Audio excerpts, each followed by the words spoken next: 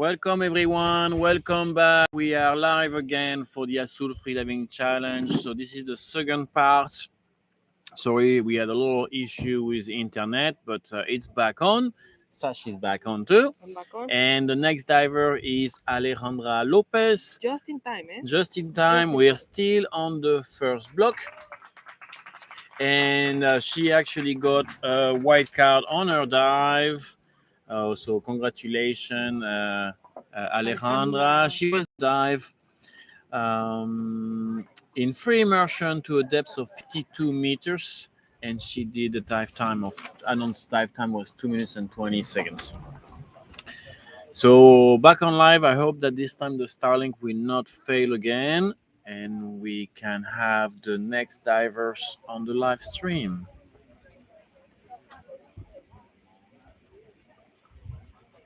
So who's following? Who's following our next athlete on the list? We're going to switch to Spanish now.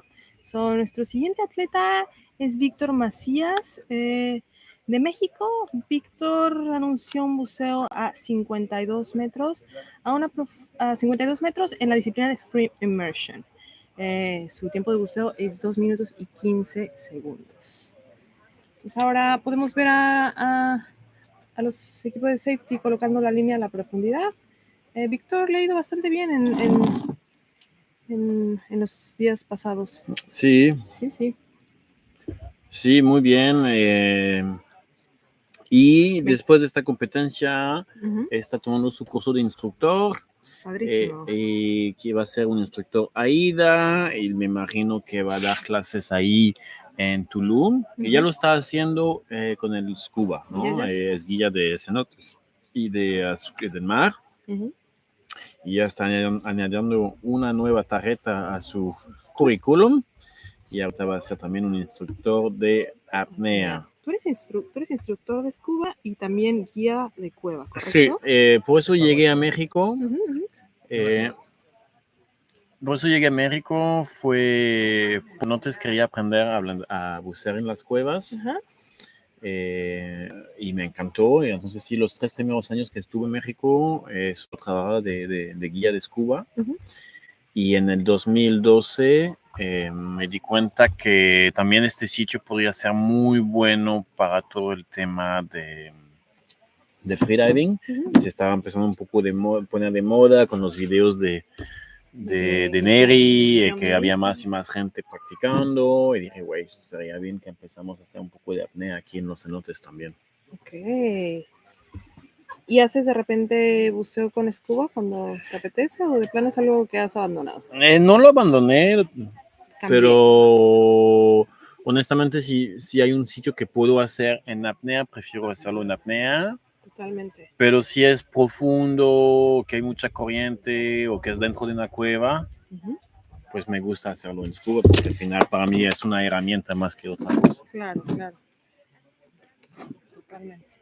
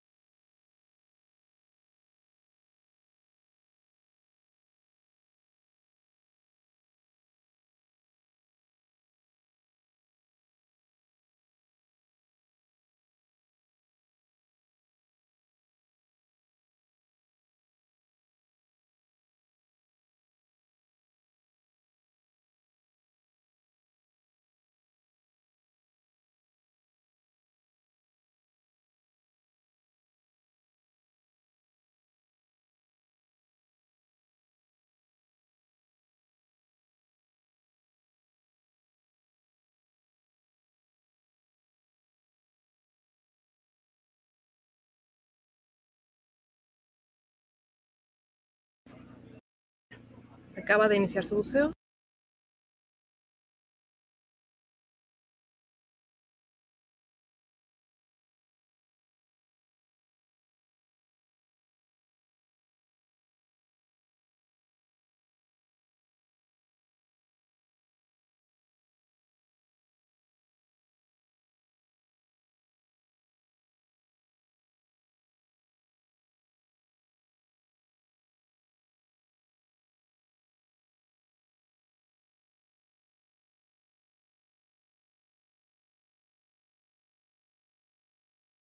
Okay.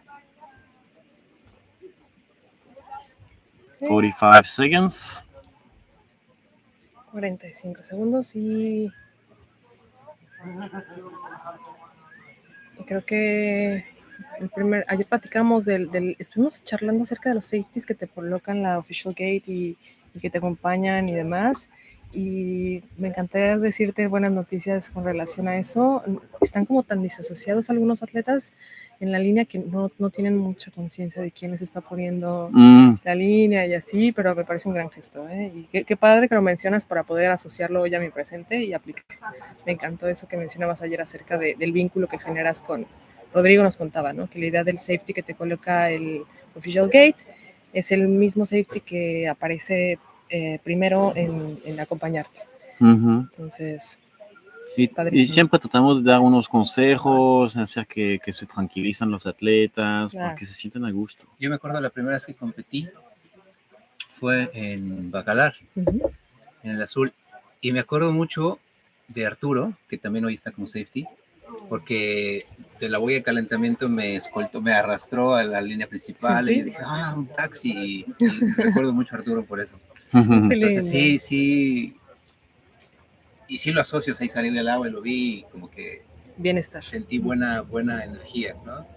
Pues hubo un atleta, creo que fue Cristian Cao, o no me acuerdo bien quién me dijo eso, pero me dijo, oye, ¿se puede seleccionar el safety? Porque, pues claro, te conectas con los safeties y te da más confianzas y está chido. Entonces estaba así, yo puedo tener a él. Entonces no funciona así, tenemos un sistema de rotación para que descansan y que sean siempre frescos, pero sí se crea una conexión. Claro. Yo me acuerdo muy bien, pues, muchas veces cuando fui safety, pues tú eres el primero que recibe el abrazo del atleta cuando hay un éxito, ¿no?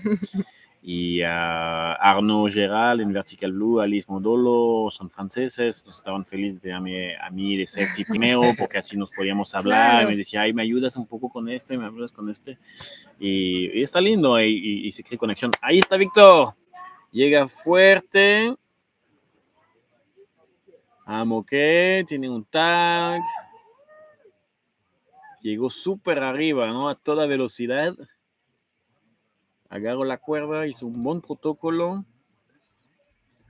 Vi el tag, entonces no dudo que me van a dar una tarjeta blanca.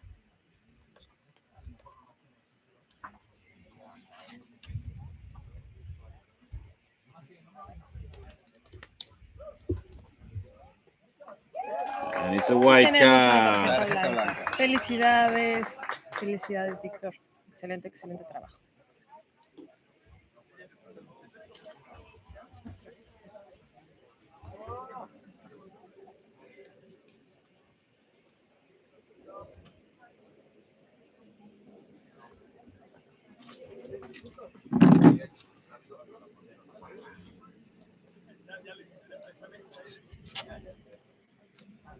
Están ahora, podemos ver a los safeties. Aquí se puede ver muy claro cómo acomoda la línea a la profundidad del atleta que sigue. Que es Julien Levavasseur. ¿Lo dije bien? Sí. Levavasseur. Que creo que es, bueno, suena bastante francés, pero representa a México. No, pues de Francia. Ah, es de Francia. Sí, es de Francia. Ah, bueno, pero ¿es naturalizado o solo representa a México en la competencia? Ajá, no, fue un error de starting list. Ah, y creo que vive en Mérida, ¿no? Sí, vive en Mérida. En Mérida, junto con Santi, que también está compitiendo. Sí, se hacen coaching el uno al otro, ¿no? Por ahí ves que se acompañan. Entonces, este año no tenemos a Santi y a Julio.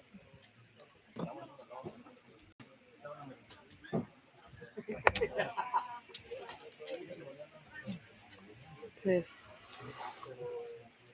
creo que está utilizando una máscara de muy, muy bajo volumen. ¿Él ecualiza hands-free, Julian? ¿O No creo, no creo. va intercambiando Sí. brazadas? O sea, usualmente cuando ves de repente como... ¿A quién estaba viendo? A Eric, de China. Eric también ecualiza hands-free y utiliza una máscara para... Pero el problema del hands-free es que, en este caso de Eric, a veces no es suficiente para ecualizar los senos también. Sí, el agua fría te cambia. Entonces, o sea, el hands-free te permite ecualizar bien el tubo de Eustache, te permite ecualizar el tímpano, pero a veces no manda suficiente aire para ecualizar todos los senos. Entonces, pues él tiene bastante problema con este tema. Ahora estamos solucionando unos temas con la cámara frontal.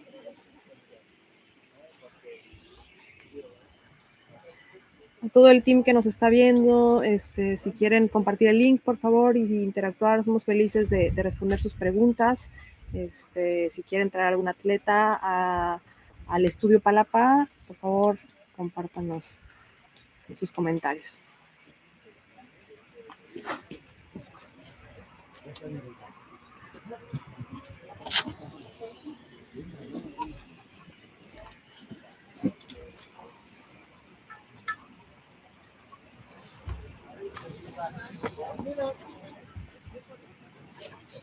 Estamos a 2 minutos del official top, 2 minutes away from Julian's official top. Julian announced 56 meters in the discipline of free immersion. His dive time is 2 minutes and 15 seconds. Let's remember that this competition is currently doing on blocks. It means that the first block is only for free immersion disciplines, right? We are back. We're back. So yeah, we have 3 blocks, and we try to do it by discipline. So the first block is going to be free immersion. Second block is CNF, but we're also going to include the challenge into it. Yes. And the last block will be all the constant weight by fins. Yes. What was the reason for this change this time? Well, I think it just looks nicer for the public to have all the people going in the same time, and it's easier to see who actually is doing best. Like, for example, here you can see easily that Heather is going to be the deepest diver in free immersion. Okay. So it was just, for us, making more sense to do it like that. And we wanted to have the challenge in the middle of the day as well. I just wanted to try to do something a little bit different. More ordered, let's say that. Yeah. More logic too. More logic, yes. And I like it like that. Maybe we change it in the future, but for now, I think it's gonna be like this. Okay, go Julian. How many times do you have Julian in this? So the last edition, Julian was actually part of the safety team. Yes. And this time he decided to go on the other side and be a competitor. And it's the second time for him to be a competitor here. It's lovely that most of the athletes and the safeties at some point were part of the athletes team. So yeah. We know both sides of the coin. Yes, that's correct. Alejandro, same thing. Alejandro has been a competitor before being a safety. Cara, that is a judge. She was a safety in one edition, I think. Yes. Yeah, I prefer to have people that already knows a little bit about how the competition goes, what's the logistic, and because otherwise it's just too much information to give. Yes. And they just don't feel comfortable. And this is what I'm very happy. I was saying this on the staff meeting on the first day. What makes me very happy is that every edition I have pretty much the same team. So there is something that we are probably doing right. If people wants to come back and keep helping us. I asked you once to be a safety, and you said no, compete. I was like, all right. Yeah, safety. I think sometimes people tell me, "Oh, I'm too nervous to compete. I prefer to be on the safety team." But the truth is, it's you get more nervous on the safety team than when you do your own competition, because you have to be responsible of everybody, and it's actually a lot more physical, more challenging, and more pressure. So I prefer people first to compete, understand the world of competing, and then go on the other side. Bueno, can I be Here it is, there Julian. Yes. Looking fresh. Recovering. Mask off. Signal. Inside. I heard the I'm okay. Okay. Let's see if he has a tag. See smile. You want to see a tag? No tag. He would have a tag. Ah. Well. Yeah, he's reaching a depth where his equalization starts to be a little bit complicated. So we will try again, and he wanted to do something nice. He wanted to have a PB, so he tried it. But it's okay. It's gonna be for the next edition. Great. Amazing and lovely. Muy bien, muy bien. We're back to the Palapa studio. We're back. Back to the Palapa. We talk a lot about the rules of the AIDA competition, and we see that many times some of the red and yellow cards in this competition are because of silly mistakes. Like yesterday, Seth was it? Yes, he did his free immersion with fins, which is forbidden, and we talk about the details of the surface protocol. So where can someone find all this information? Is that available in the AIDA website? Can Yeah. we download those the rules of the competitions? Sure, there is definitely an AIDA PDF on the website that you can download with all the rules. I also have all the rules back in the Azul Freediving website, including the specific rules of the competition, because every competition, every organization have their own specific rules that you need to know, because the organizer can change details, which is the case here with the challenge and the blackout rules and things like that. But me, what I really recommend for people who never compete before is definitely to do the workshop. Course, yes. That's where I was going. People who did the workshop didn't do any mistakes. Seth did not do the workshop, so he didn't add this reminder. I've seen somebody did the protocol facing the public instead of facing the judges. Also, someone that did not do the workshop. And Philippe, who did the Philippe, it's a second competition. Kiki, it's also our second competition. Last time they came, they did the competition, and they decided to do the workshop anyway, because they realized that the previous year they were a little bit lost and confused about where to get in the water, when to get in the water, what's to do on the warm up, what's the different rules, why is the safety manipulating me when I arrive, all these little details. And you're already nervous because you have to do a challenging dive for yourself. See, on top of that, you're completely lost with the organization and the logistic. It just makes the experience a lot harder. And it's difficult to have a successful dive if you're not at peace. So I really recommend this workshop. It's not just to waste. It's really not a waste of time. And then on top of that, he helps you to train and you're prepared for that. It's also not the same just reading the rules than practicing it and having actually. Yeah, and sometimes you read the rules and you're like, oh yeah, and then no, I didn't understand. Yeah. So Serge, I see a big pink pot in the water. Yeah. I'm not sure. I should put the camera to the platform. Who could she be? Yeah. I'm gonna say it. Yes, at least in this competition, and I love the pink. We always can look at her when she's coaching or already. So she's the one with the pink cap. So she's from Germany, Nina. Yes. And she's also part business owner, if I'm not wrong, of Freedive Utila.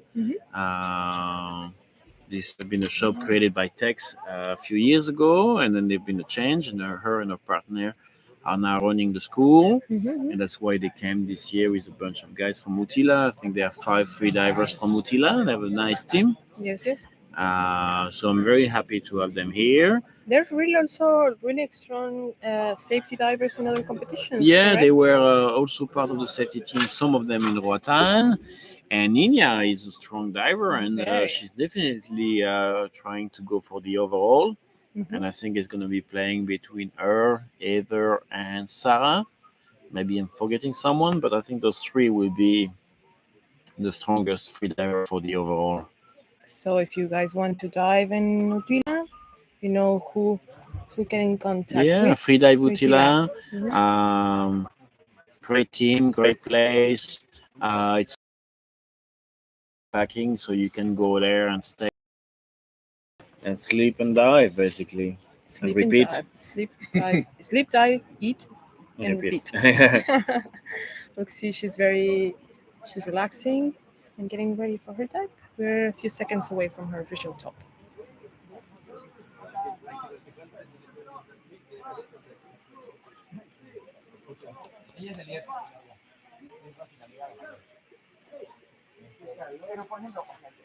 Inya Grid announced 63 meters in the discipline of free immersion, and she's representing Germany. Her dive time is 2 minutes and 27 seconds. Go, Niña.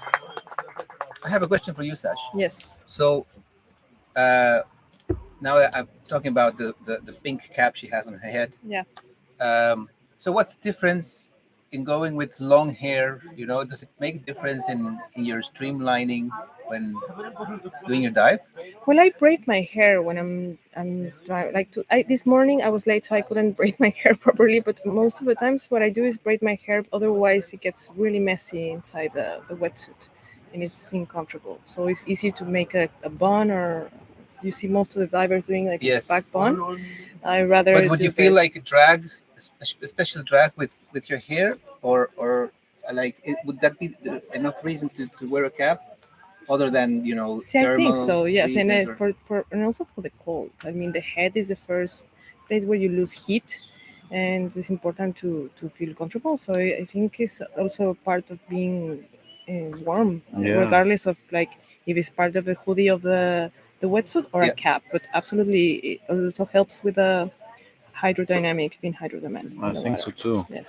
Also, it's bothering to grab the tag, you know, on the hair, on the water. See for those. Okay, goes the first safety. And we see Kara, our judge, holding the line. 1 minute and 45 seconds. Second safety. And I think we see one of our athletes right there outside the line, ready to do coaching, correct? Who am I seeing there? Coaching is very important.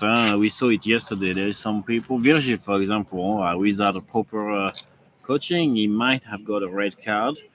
So coaching is really, really helpful. Yes. 2 minutes 15.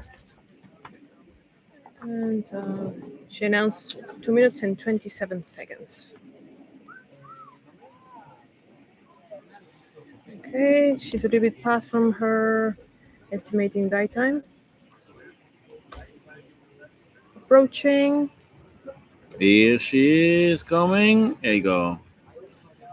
Turn around, Niña. There you go. Perfect. No clip is off. Sign. Good. Okay, she looks strong. Let's see if she has a tag.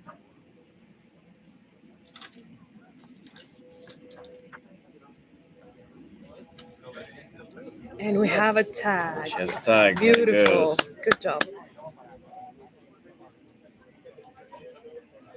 I think with this dive, she has a place in the overall, correct? Maybe even the first. The first. See.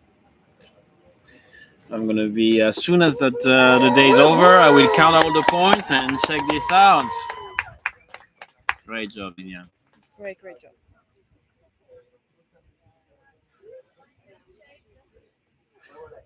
Two more divers in this block, and it's gonna be the deepest dive of this block.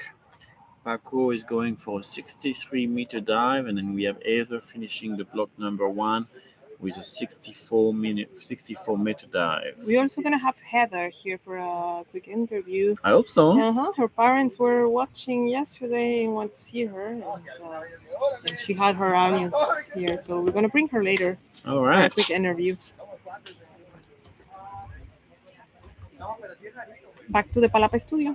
Back to Palapa studio. I really like your cap. It has like if you see, it has a Mexico flag underneath. I really like it. México, cabrones. Do we have those for sale? Of course, of course. Everything's for And sale. notice here. I have a beautiful Death Swish t-shirts, for the challenge. It's all about precision. Yes. Designed by my good friend Dota, that's been responsible of all the design of the competition. It's also the producer. And he's also a producer and the one helping us to manipulate all the infos there and writing all these beautiful posts. Yes. Thank you. Special thank you to Hugo. Big up! Sometimes she's close, but he's always here. Checando el internet. Sí, checando el internet. ¿Quién es nuestro siguiente atleta en la línea? Paco is on his way. Paco ha intentado este buceo estos 3 días. Hace 2 días sacó tarjeta amarilla con 62 metros. Ayer dijo uno más. Tarjeta amarilla. Vamos a ver hoy si estamos en un gran día o no. El formato va cambiando de nuestra cámara. Sí, Es para a ver, nos acercamos un poquito para que gente haga el mensaje. Juntos. Sí, tiene su propia vida esta GoPro. Sí. Paco también no es su primera competencia, ha estado antes 3 o 4 veces. 3 o 4 veces Sí, y también hemos visto una progresión relevante. Y la última edición él ganó la categoría del Byfins. Totalmente. Con una bajada a 60 metros. Este año se complicó un poquito. Tenemos gente que anunció bastante más, 67, 77. Así que 60 metros no va a ser suficiente para ganar el podio, pero nunca se sabe porque a lo mejor los demás anuncian algo un poco demasiado intenso y no les salen la tarjeta blanca. Creo que ese es el gran riesgo. O sea, cuando... Y es como parte de la estrategia de si eres conservador, si empujas un poquito. Hablábamos ayer y mencionamos que este es el lugar donde puedes empujar un poquito más porque tienes toda la plataforma en general para hacer esto y tienes al equipo de safeties. Entonces, puede que sea el lugar porque estás muy a salvo, pero mismo también cuando quieres ser estratégico, buscas... Si quieres colocarte en el podio, quieres hacer una marca que te haga sentir seguro y que tener como un protocolo limpio, ¿no? Sí, uno que es muy bueno con el tema de la estrategia es el Roberto Guzmán. Le gusta mucho calcular, saber qué tiene que hacer para estar en el podio. Me acuerdo, no me acuerdo en qué competencia fuimos y lo vi, todo estaba muy calculado. William Kubrick también es muy así, es un jugador de ajedrez, ¿sabes? Sí. Y me acuerdo una vez True Bridge planificando un early turn a propósito. Hizo un anuncio y se dio cuenta que para tener primer lugar no necesitaba ir tan profundo y calculó que si dio un early turn, era 3 metros antes, iba a ganar. Entonces decidió de dar una vuelta a little bit earlier para estar seguro que no iba a tener un samba, un blackout o lo que sea, y ganó el evento así. Y se me hizo muy inteligente, ¿no? Claro. Para poder acceder al overall tienes que tener 3 tarjetas blancas, ¿no? No. ¿Ya no? No. ¿Alguna vez fue una regla, no? No estoy seguro. No, lo único es que sí tienes que tener lo máximo de puntos en las 3 disciplinas, pero si no tienes las tarjetas blancas es un poco probable que lo vas a alcanzar. Pero entonces no es una restricción. No es una restricción. Lo que sí es que si es un récord nacional, ahí sí debe de ser una tarjeta blanca. Okay. Paco es el penúltimo atleta del primer bloque y Paco anunció 63 metros en la disciplina de Free Immersion representando a México. Ya está en su caída libre, dice el juez.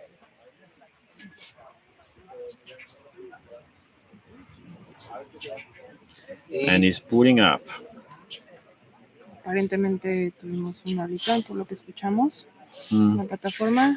A ver si fue un poco rápido para que llegó al fondo, pero quién sabe. Puede ser. La edición pasada tuvimos una atleta también que ha crecido un montón, que se llama Cecia, que por el tiempo no me daba. Yo pensé que había sido una return y regresó fresca con un tag. Pues perfecto. Entonces fue Speedy González y lo hizo muy bien. No estoy seguro porque Cecilia no participó en esta edición, pero seguro que la vamos a ver de nuevo por Por aquí. supuesto. Ha estado En el chat, escribiéndonos por ahí. Sí, sí. Ok, entonces viene de regreso.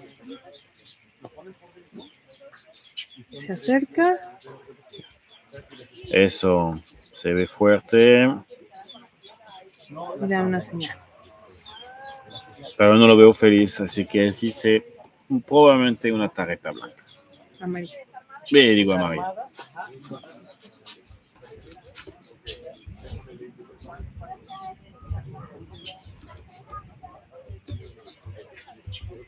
Bueno, a veces sucede y la ecualización no nos da. Y lo ideal es devolverte, ¿no? He dicho en más de una ocasión en esta transmisión que algo... Tarjeta amarilla, sí. Tarjeta amarilla, amigo. Que una muy buena amiga, instructora de Mankai, me dijo en una ocasión que estaba yo un poco frustrada con temas de ecualización. Me dijo, Sash, la apnea es para toda la vida. Es muy cierto. Entonces, siempre va a haber un espacio para mejorar. Vamos a tener el próximo buzo, que es el último de este bloque. Es Heather Kirby from Florida. It's her second participation to this Azul Freediving Challenge. She's a very strong freediver. She's coming from the spearfishing world. Yes. And she even had, for not a very long time, but she even had a world record in spearfishing. She has a world record in spearfishing. She didn't have it anymore, but she had one. And by fishing the biggest yellowfin tuna by a female. She did that a few years ago off the coast of California in San Diego. If you see pictures on our Instagram, we're going to share your profile in a minute. You have definitely, you can see some big fish. Here we see, Teresa Kirby. Go Heather, that's my girl. She asked us to give her parents a special hello, and she's receiving all the love and energy for everyone that is watching her. So she's really happy to see you being here with us today. If you want to say hello to your favorite athletes, if you have any questions, we're happy to read you guys and be part of this community remotely. Thank you so much. It's interesting to know that here in where we live, spearfishing is not as big as in other places like Florida. So here there's a lot of training happening because of we're lucky to have deep places to train. But spearfishing is not that big. Yeah, I like it better like that, I have to be honest. But spearfishing creates very strong freedivers, that's for sure, because they have to deal with repetitive dives, CO2. They don't have with the line. They have to carry the gun. And if they catch something, they have to fight with the creature. Yeah, of course. So it makes the job a bit more complicated. So she has very strong tolerance to CO2 and oxygen, and we've been working a little bit on her technique, and she's been as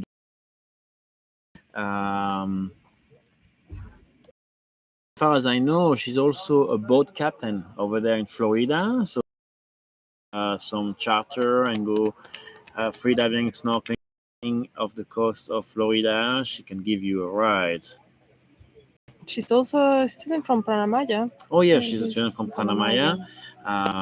She came with us for the first time with a group of freedivers called SoCal Babe, which is a female group of spearfishermen in California. And they came here first time just to do some cenote exploration, and then we've been training a little bit on techniques, and she's been progressing very fast, and now she's already passing the 60-meter mark. That's really, really impressive, very admirable. She says that her motto is live in the moment and live each day as if it's your last. There is no satisfaction if you don't take any risk. I do believe that very much. You know, you need to try things, and it's when it's hard that it's the most enjoyable. Yes. We see her there. She's one of the divers. She's very deep, and she does her breathe off through the snorkel. Yeah, it makes sense. This is coming from the background of spearfishing. You know, when you always breathe with your snorkel, and actually, she's just used to breathe through the snorkel, and it makes her feel confident. And the good thing about the snorkel as well is that your ears are underwater, so you don't listen to the crowd around. Yeah. And you're looking underwater, so you're not distracted by the safety or the judges or the crowd at the surface. And your face is in the water, which is also good for stronger dive reflex. Yeah. It has also some disadvantages, mainly that it's a little bit more technical to take a deep breath and pack if you like to pack.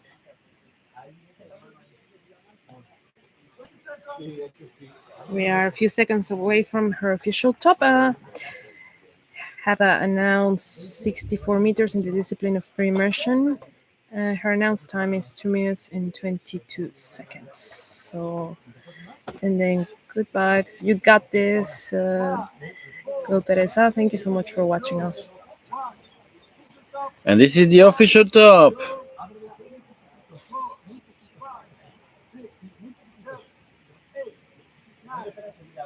I'm pretty sure they'll get that. Strong free diver. She's been doing PBs every day, so today another PB for her.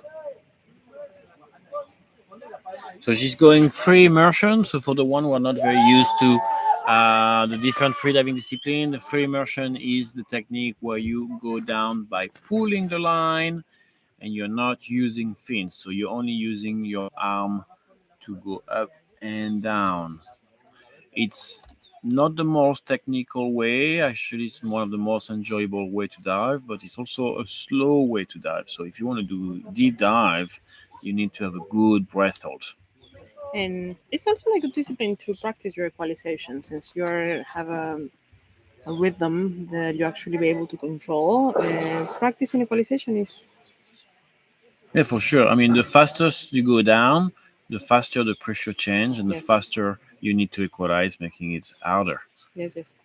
If you go slowly, it's easier to equalize. And I've been spending the week saying that to a bunch of my students that always want to go down fast and have trouble with equalization. And it's usually connected to that. Heather is right now in the part of the free fall, meaning that she stopped swimming and going to let herself fall all the way down to the bottom. No need to swim. The judge have the hand on the line to know when she arrived. So when you see the pool, it is. Do you see these movements? That means that Heather arrived at the bottom and she's starting to go up. You can see the rhythm of pulling on the line. And it's a long way. She's doing 64 meters. 64 meters is more than 200 feet for the American listener over there.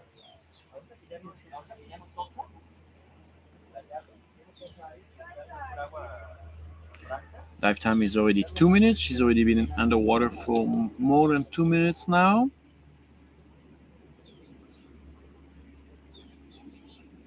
You can see the judges are changing they're also rotating. And probably in the next block, we're going to see another judge in the line. It's important to mention that. And they do a great job in this. The chief of safety is at the surface, waiting for Heather to appear. She's still pulling. You can see it on the line.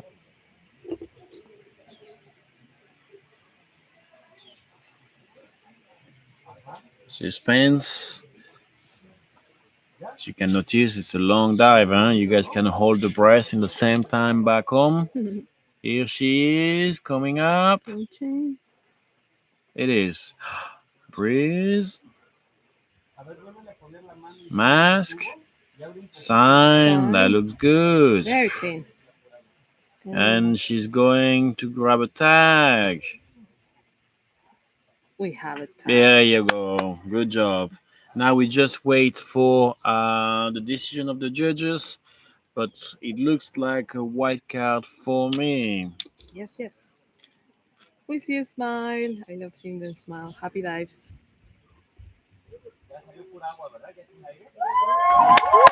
Yes, Good job, Heather. It's a great way to close the first block. Yeah, right? and I think this dive is going to be enough to be on the top of the podium in free immersion. Yes, yes. Well, So we're Amazing. reaching the end of the first block. It was an interesting block. We had 2 national records, quite a lot of PBs.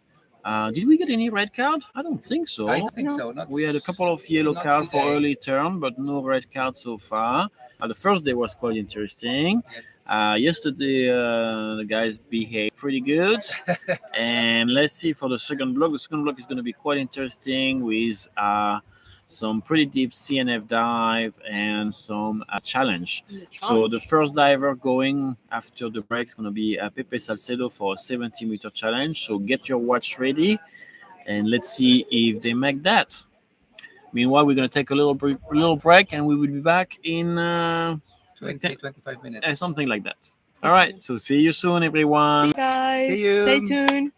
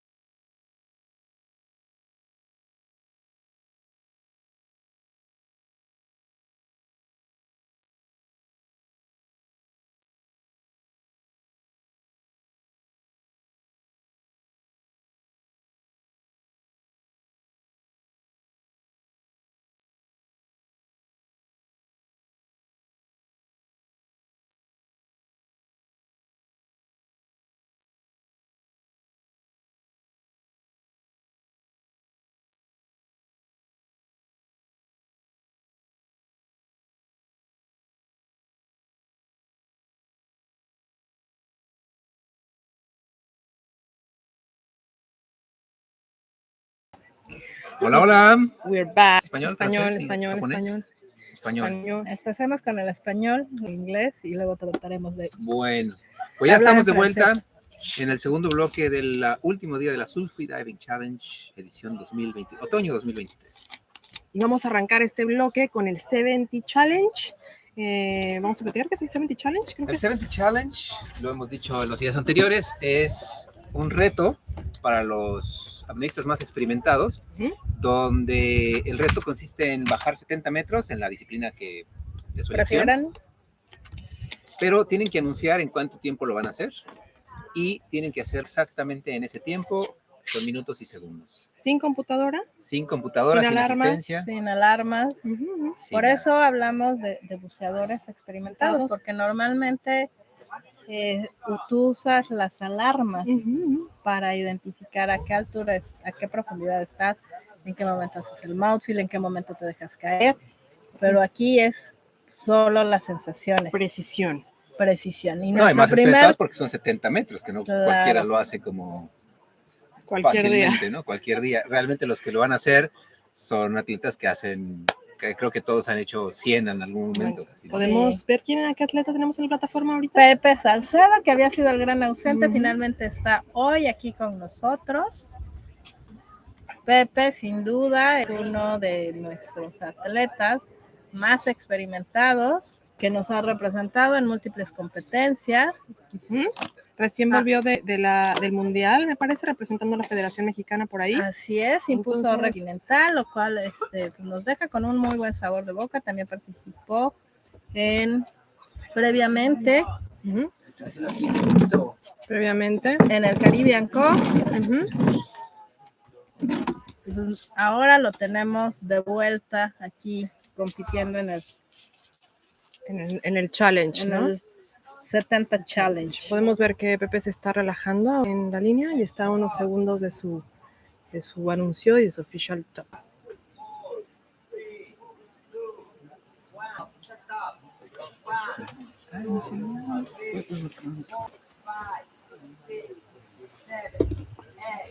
Atrás podemos ver a Max Gardien, él también se prepara para hacer el 70 Challenge. Me parece que sigue al término de Pepe. Está tomando su última respiración, hace packing e inicia su buceo. Pepe.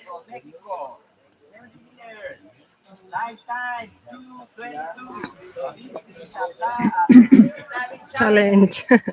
No sé si alcanzaron a escuchar. Pepe anunció en la disciplina de Free Immersion el 70 Challenge en 2 minutos y 22 segundos. Ese fue el tiempo anunciado. Yo creo que ese número le ha de dar suerte. Siempre pone mismo, ¿sabes? O sea, aparte, no, en las diferentes ediciones en las que ha participado dentro de Azul Challenge, ha utilizado el mismo número. Entonces, go Pepe. Pepe es instructor de apnea en Riviera Maya, está al frente de Blackfin Freediving, tiene experiencias en cenotes, en el mar, entrenamientos. Y un gran competidor. Es un gran competidor, un gran atleta. Sí, ha sido poseedor de récords nacionales. ¿Posee alguno continentales? Está con, ¿qué récord que se quedó ahora en semas? Me parece que el de peso constante Vialetas, ¿correcto? Si no mal recuerdo, tendría que checártelo, pero creo que sí. Ahorita lo rectificamos. A mí algo que me encanta de Pepe es su actitud competitiva. Yo no sé si todos tenemos esa capacidad, pero él es de los que siempre anuncia para tirarse casi a matar. Okay. O sea, siempre va tratando de superar su límite. En ocasiones no le sale, pero hay ocasiones que sí le sale. Y platicando con él creo que tiene un punto. O sea, si estás en una competencia, hablando del nivel que tiene él, pues vas por todo. Vas por todo. Y si no lo dejas todo, o sea, mejor tratar de intentarlo y no lograrlo, a quedarte con esa sensación de pude haberlo hecho. Viene ya de regreso Pepe. ¿Cómo va el cronómetro? No tenemos el cronómetro oficial, se lo tienen los jueces, pero acá tenemos... Le faltan 20 segundos exactamente. 20 segundos. Acaba de decir los jueces 2 minutos, o sea, es correcto, 20 segundos. Creo que estamos sincronizados, ¿no? Entonces, si llega exactamente en 2 minutos, así hace 2 minutos 22 segundos, habría ganado el challenge. Eso es en 5, 4, 3, 2, Ahí 1. está. Oh. Ok. Muy interesante, muy interesante. Según mi cronómetro, 1 o 2 segunditos antes. Veamos el cronómetro oficial.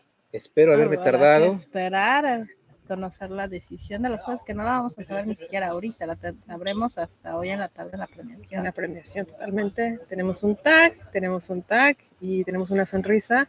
Happy Dives. Max está riendo atrás, entonces... Parece que Max también puso su cronómetro y concuerda con nosotros. Recordemos que este challenge es súper friendly y siempre son los mismos atletas. Año con año vemos a Max, a Pepe, a Pedro, a Roberto. Aquí los tenemos haciendo el challenge. Stefano La vez pasada, Stefano Magheli, que puso una marca mundial en la última competencia en el Mundial de Ratán. Entonces, sí.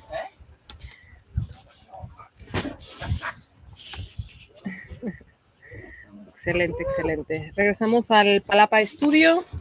Tenemos una invitada especial. Hola, Rebeca. Gracias, hola, ¿cómo estás? Muy bien, Hola, ¿y tú? nuevamente. Bienvenida. Gracias. ¿Cerraste competencia ayer? ¿Hoy abriste competencia? Sí, exacto. Fue la última ayer y hoy primera, sí. Por Pero ser lindo la más somera de la competencia. La Baby Freediver. Baby Freediver. Vamos a los Baby Freedivers. Qué felicidad que estés aquí. Sí. Seguro estás aprendiendo muchísimo. Sí. Todos empezamos en algún momento con un shallow. Sí, no, y del primer día que saqué tarjeta amarilla aprendí bastante porque ya sé cuáles fueron los errores. Bueno, a ver, yo desde los días de entrenamiento estaba teniendo como problemas de ecualizar y yo no empecé bien esa inmersión. Y entonces después como que hicimos los análisis con el grupo al que vine y yo como que sí, cometí unos errores. Y por dicha ayer fue el cardio y también. Ay, qué muchas felicidades. Entonces tenemos un récord nacional. Happy Dives. Tenemos un récord nacional para Costa Rica. Sí, dos récords nacionales. Ayer cerramos el día con un récord nacional. Que por cierto estábamos aquí en medio de la tormenta. Oye, me mandaron unos screenshots a ustedes con una tarpa así. Sí, bueno, estamos comprometidos con tu transmisión. Un récord nacional no lo podíamos dejar pasar. Comprometidísimos con tu transmisión y nos encanta verte. Gracias, porque mis amigos sí estaban mirando también. Qué hermoso. ¿Dónde empezaste a hacer apnea? Cuéntanos un poco de tu historia. Yo empecé en Costa Rica porque, bueno, básicamente porque yo a principios del 2019 yo tuve un accidente en carro que fue más o menos bastante severo y el doctor me dijo que scuba era todavía, bueno, en el agua flotabilidad neutra, ¿verdad? Pero a prepararse el bote, el peso del equipo, él como que me estaba diciendo que todavía no me lo recomendaba mucho y yo, bueno, me hace mucha falta el mar, entonces tomé el primer curso de apnea por eso básicamente.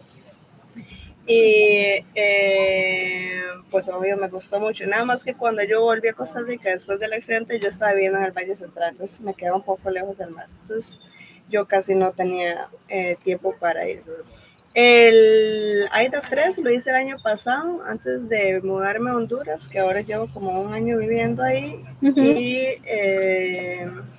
pues ahora, como soy instructora de buceo en scuba, como que casi no tengo tiempo para hacer freediving, aunque tenga el mar a la par, porque los horarios, pero hago apnea cuando puedo. Entonces, ¿en dónde estás en Honduras? Yo en Utila. Okay. Entonces yo trabajo en el Utila Dive Center y yo empecé bueno, yo en algún momento dije, bueno, ya, como que llevo un rato aquí, llevaba ya más como medio año de estar en Utila y no había hecho apnea.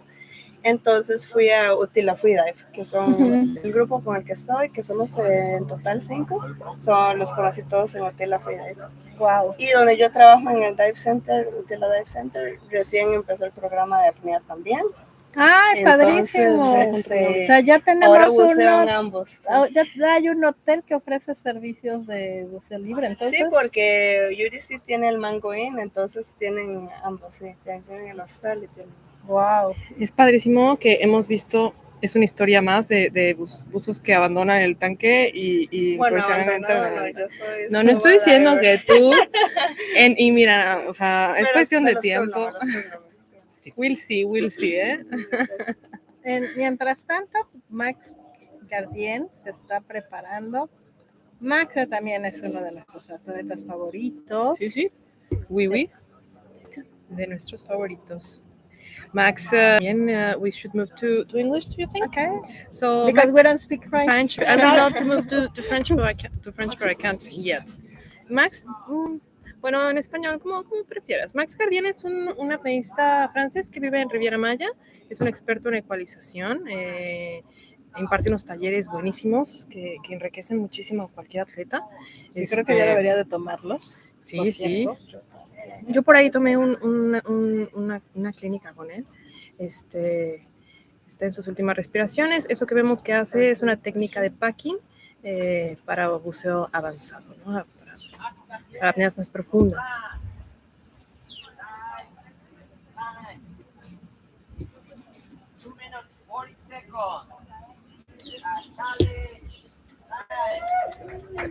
Ok, si alcanzaron a escuchar a los jueces, Max Gardien anunció 2 minutos 40 segundos. Es importante observar que dependiendo del atleta hay quien baja, desciende o asciende más rápidamente. Sí hay variaciones en la frecuencia, a veces en la que te jalas de la cuerda. En este caso, tanto Pepe como Max están bajando en la categoría de Free Immersion.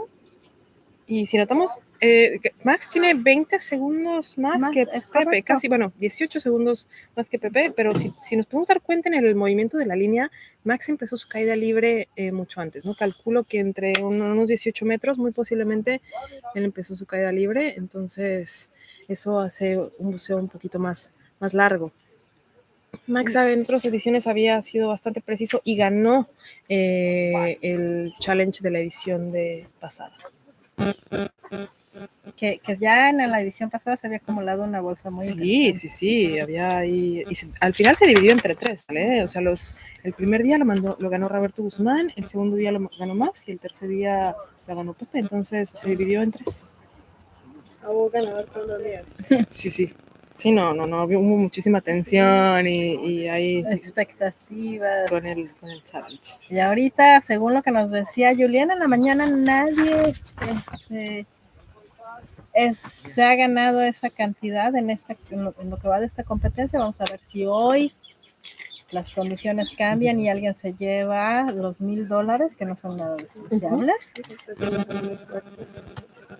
Sí. 2 minutos. Recordemos que Max anunció 2:40.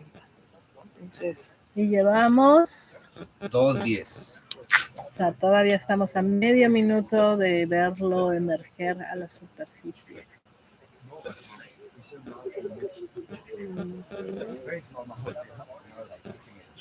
Rebeca, aprovecho para preguntarte, viendo aquí la experiencia de lo que es transmitir, ¿cómo se ve todo el escenario desde aquí? 5, 4, 3, 2, 1, ya. Y sí, salió, pero vamos a ver, parece que...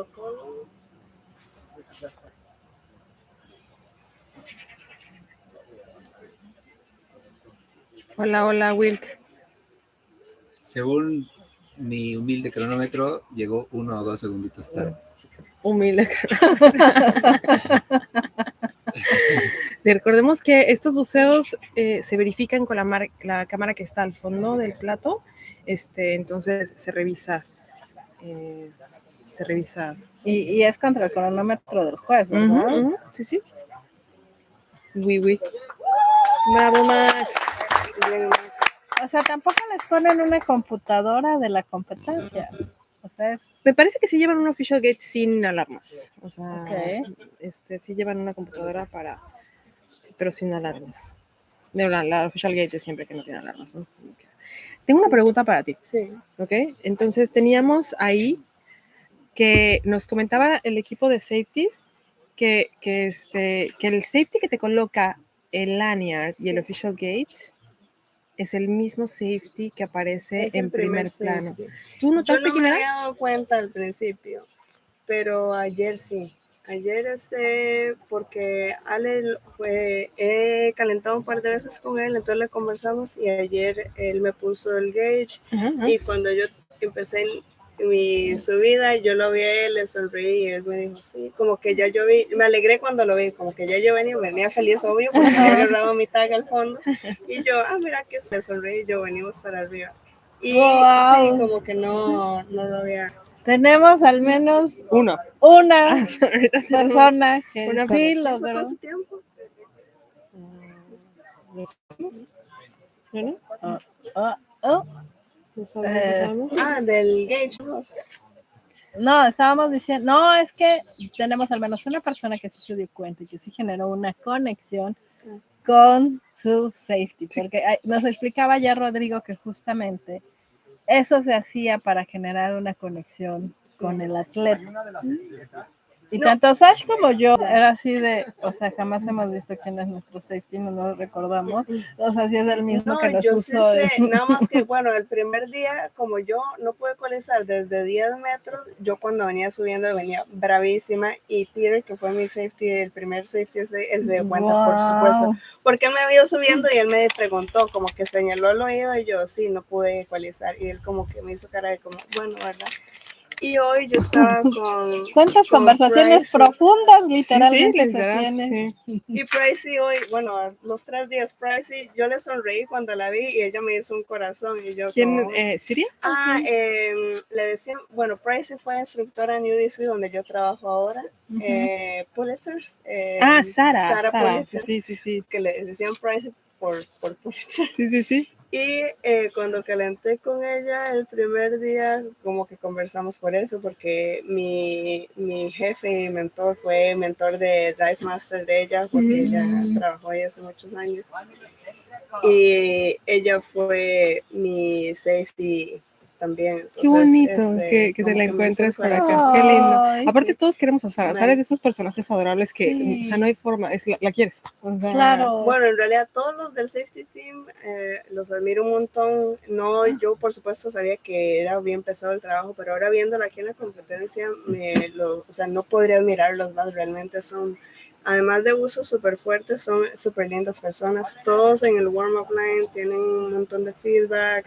Son súper amables, sí, te transportan, te llevan a la línea, son súper lindos. Y ahora viene otro de nuestros favoritos atletas. Nuestro siguiente atleta es mexicano, es Pedro Tapia. Pedro Tapia de México anunció el 70 Challenge con un tiempo de 1 minuto con 58 segundos. Pedro es un atleta súper fuerte que tiene una progresión maravillosa en los últimos años. Acaba de regresar de Roatán, del Mundial, con varias marcas. Y de Vertical Blue. De Vertical Blue, fue ganador del overall de Vertical Blue. Totalmente, sí. Y me encanta Pedro en estas competencias, de alguna forma sigue involucradísimo con nosotros y está presente, es un instructor que da coaching y talleres en Riviera Maya y es un miembro muy activo dentro de nuestra comunidad.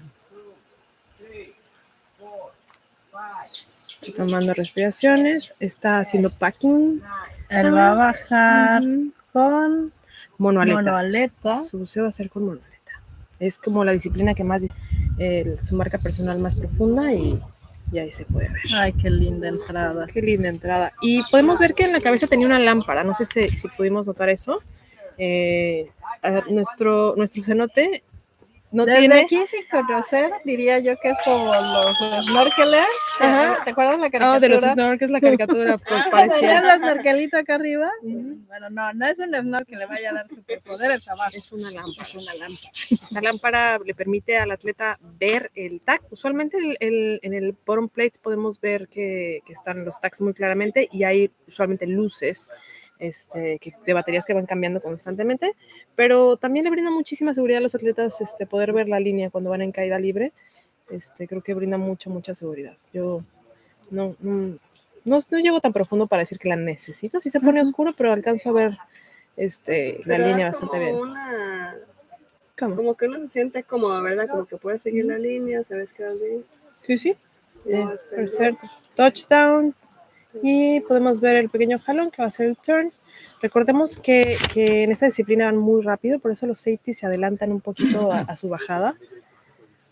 De lo contrario, no lo alcanzarían por la velocidad que puede alcanzar con con la monaleta. ¿Correcto, Ale? ¿A ti Sí, te gusta correcto. usar monaleta? Sí, ¿Sí eres fan de la monaleta? Es lindo, es me lindo. encanta, me siento chica súper poderosa. Totalmente. Yo he querido probarla, pero todavía. La monaleta es linda, es lindo tenerla. Estamos aquí a la espera. Pedro siempre sale sus buceos muy fresco y muy fuerte. Estoy segura que este no va a ser la excepción.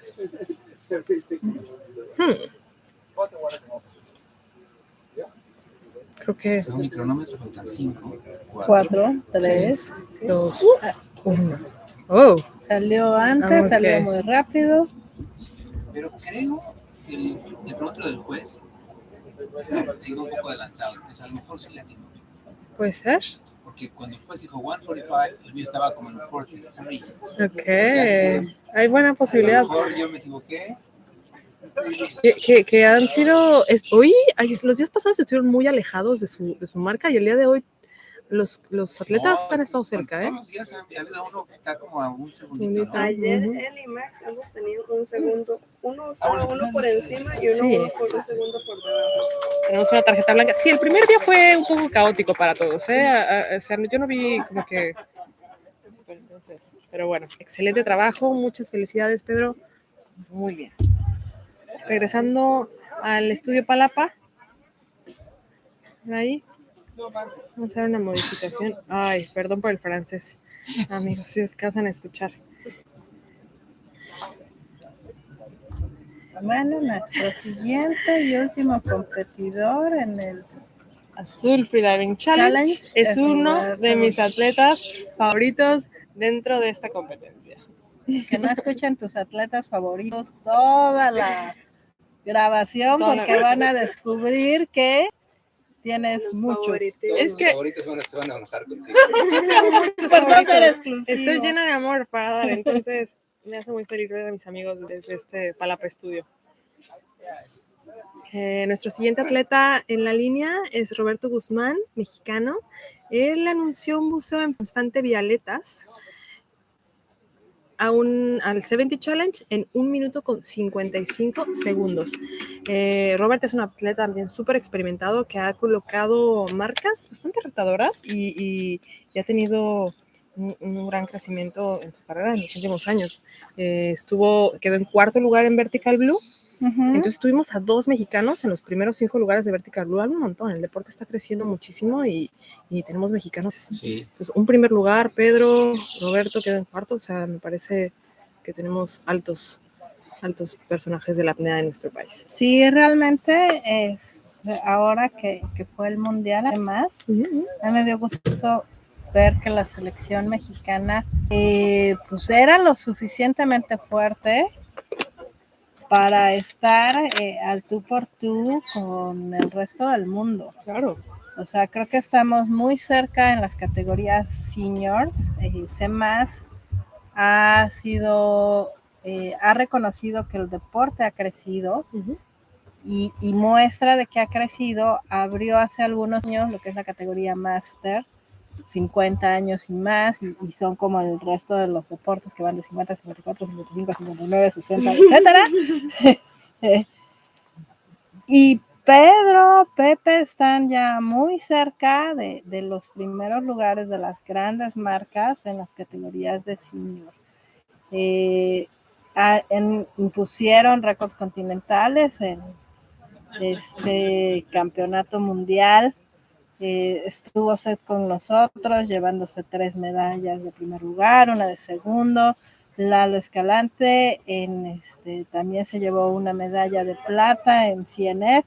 Estos 2 últimos en categoría Master, y yo tuve el honor de llevarme 4 primeros lugares, igual en la categoría Master. Habla realmente de lo que ha venido creciendo el deporte y que ya pues, una potencia importante del buceo libre. Claro. Nos ayuda mucho, evidentemente, tener este tipo de espacios y que el deporte está creciendo aquí.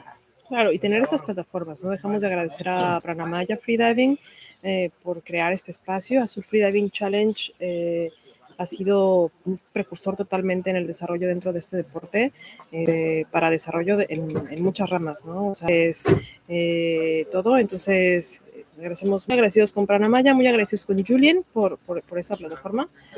Lo tenemos aquí en el estudio Palapa. Pero sí. Te queremos, Julien, te queremos. Julien. Hey, Jul. Todavía no salió el challenge. ¿Todavía? No. ¿Ustedes tuvieron el tiempo? Sí. Pues sí, Pues pero teníamos aquí dudas. Jorge Todos han tiene estado a dudas. 1 o 2 No, segundos. según mí, no salió. Según tú. Ok. Pero vamos a ver el video otra vez. Ok, el último atleta, nada más para hacer, Guzmán. Roberto Guzmán, anunció un buceo en peso constante violentas, es 7 Challenge en 1 minuto con 55 segundos. Está a unos segundos de su fish out top, se ve tranquilo, haciendo su respiración sentadito. También trae una lamparita, eso que alcanza a ver en la cabeza, es una lámpara y es para precisamente iluminar Sí, la pero él línea. no la usa como las caricaturas de los Los snorkels. ¿Cómo cuentan el tiempo cuando ellos salen? ¿Es cuando sale la nariz o la mano? ¿O qué es? ¿A dónde Vías es el- aéreas. Vías aéreas, sí. Entonces, entendamos Que ahí que es las donde vías nos aéreas, ponemos nerviosos de en qué momento apretar el botón. Sí, hay que ponerse precisos, sí. Ok. una respiración profunda, Parking, tenemos que parking, hacer parking. packing. Y ahí va, Roberto Guzmán Con vialetas. con violetas. Tenemos aquí un cronómetro, pero no es el cronómetro oficial, el cronómetro oficial es el que tienen los jueces. Y si alcanzan a escuchar, Roberto es un atleta muy, muy querido en esta no competencia. solamente No es solo uno mío. de tus favoritos. Es de atletas. muchos favoritos. Roberto, él es instructor en Riviera Maya. Tiene una escuela que se llama GM Freediving. ¿Qué significa? Grandmaster. Grandmaster. Ya no lo aprendimos. Grandmaster, GM Freediving. Él imparte cursos en la Riviera Maya, entrenamientos. Es un gran coach. Y cualquier contacto pueden buscarlo en redes sociales como GM Freediving.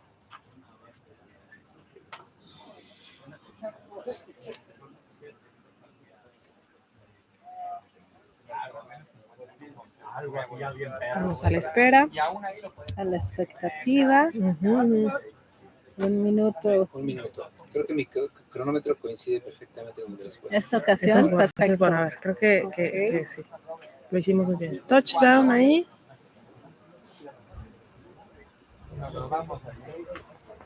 Y Roberto es muy rápido en el challenge. Usualmente tiene buceos lentos con su tiempo, pero en el challenge lo hemos visto Speedy González velocidad, ¿eh? ¿Cuánto anunció esta vez en tiempo? 1:55. Ujú. Ok. 1:35.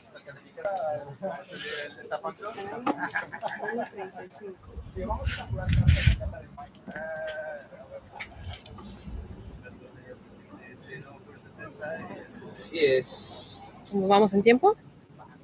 Para ganar tiene que salir exactamente en 5, 4, 3, 2, Adelantó. 1. Un poquito antes, al parecer. Nos adelantó un poquito. Creo que se adelantó un poquito. Pero bueno, lo vemos fresco, sonriendo. Happy dives. Happy dives. Hashtag happy dives. Grandes sonrisas. Muy buen trabajo, Robert. Bueno, tuvo 2 días, no sabemos qué pasó en nuestros días. Este resultado lo vemos al final de la competencia, ¿correcto? Así es. Muy buen trabajo, pero tenemos ahí una tarjeta Parece blanca. que Tarjeta blanca, muy bien. Regresando al Palapa Studio. Estamos en el segundo bloque del tercer día de Azul Freediving Challenge. Recordemos que este segundo bloque lo arrancamos con el 70 Challenge. A continuación veremos el bloque de CNF, de Constant Weight No Fins, sin aletas. Y hay números bastante interesantes, ¿eh? De estar bueno esto. Pues muchas gracias por venir con nosotros. Muchas gracias. Qué gusto tenerte aquí. algunas palabras finales. Pues nada, muchas gracias a todos los organizadores, a los safeties especialmente, como les comentaba, estoy súper feliz, realmente ha sido increíble verlos y como sentirse protegido por ellos y pues nada, muy feliz de haber competido por primera vez. Increíble tenerte Muchas aquí con felicidades, nosotros. felicidades por tus récords. Muchas Y gracias. esperemos verte en la próxima edición aquí. Entonces, vamos a ver. Gracias. Seguro que sí, por Seguro aquí te que sí. esperamos. Sí, gracias. Excelente, Felicidades. felicidades. Entonces, a continuación migramos a la disciplina de peso constante sin aletas. Entonces, ahora los jueces empiezan, los jueces colocan la línea a los tiempos anunciados. Entonces, a las profundidades anunciadas. So I think we're going to have to move now to English. So we start with the CNF block. Yes, we're going to Constant weight, no fins. And the very first dive is a very important dive for this, the highlight of the day, I think. Yes, we start with a very interesting and important dive, which is the third attempt of Sean Parrott to establish a national record for the US. Yes. 72 meters, very difficult, very complex dive. He has been very close during the last 2 days. Let's hope this time he pulls it off and gets white card, and with it, a national record. So again, Sean Parrott announced in the discipline of constant weight no fins 72 meters. This is a national record attempt. Well, Sean, it's his third day. I think yesterday have a issue with equalization, but I saw him like really fresh on the surface. Like the protocol is really clean and yes. So the first day he had an early turn, and he just decided to take the easy way back and pull himself to the surface. Yes. Yesterday, despite not reaching the bottom, he said, "Well, you know what? Let's do the right thing and well, not the right thing, but they get the yellow card because let's stick to the plan and swim up." So that's a sign of how good he felt. And that gave him confidence for this dive. Yes, yeah. So he had a lot of confidence for his dive, and so let's hope today we see him as fresh as yesterday, and there we see him warming up. Can I say breathing it? Can I say it? No. Yes, of course. You can say it. Okay. I cannot say it. Thank you. Sean is one of my favorite athletes in this competition. The perseverance is something that I really, really admire.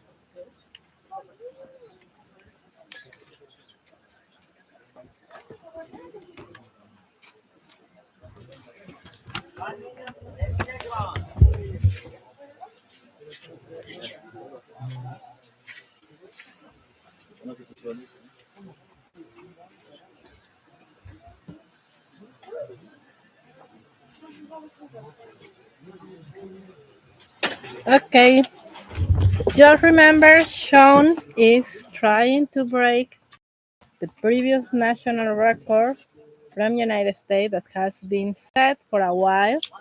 We reviewed yesterday the previous record has been set in 2012, and it has also a co-owner for that record that has been reached at that depth in constant weight no fins in 2018. So we send from here all the good vibes to Sean. Final countdown. Sean is dressing this beautiful wetsuit that is part of the national team of United States. I love that wetsuit because when you saw all the national selection from USA, everybody wear the same wetsuit. That is lovely.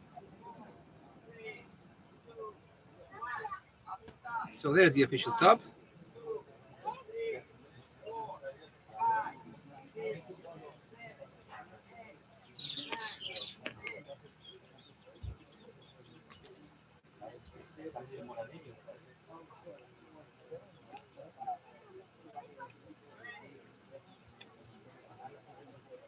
And there he goes.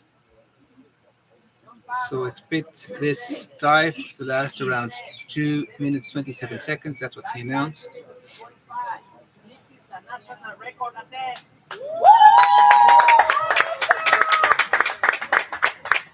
In the meantime, we have here in our Palapa studio Heather Kirby from the US. Welcome. Thank you.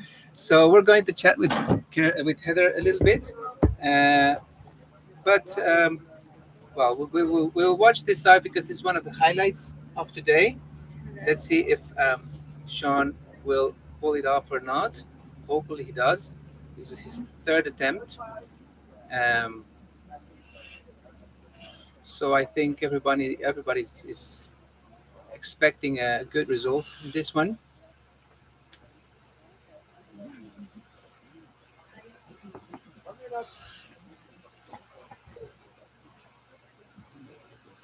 Do you know Sean? I just met him here actually, but he's done other competitions, right? Okay. Yes. Yes. He's been here for. I think this is his third or fourth time, right?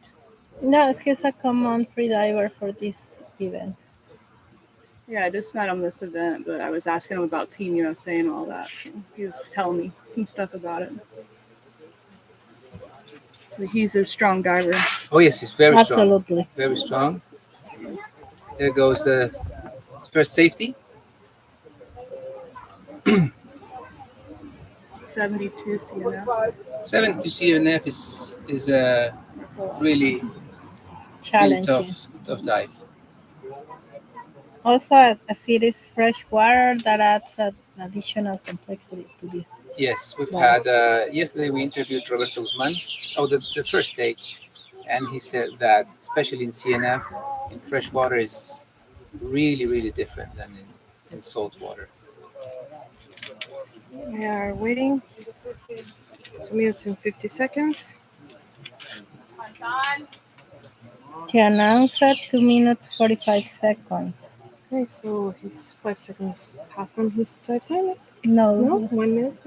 no, he left around 30 seconds or less Go to Sean. the official, Go Sean. Go Sean. to the dive time he announced it. Approaching. Okay, he's breathing. He's breathing. And that Beautiful was service clean. protocol. Clean protocol. He's Oh, he does. shaking his head like saying no. Oh, yes! Very impressive. Very impressive. That was awesome. Congratulations, Sean. We have a new national record for USA. We've been biting our nails for the last couple of days with these attempts. Wow. Yes.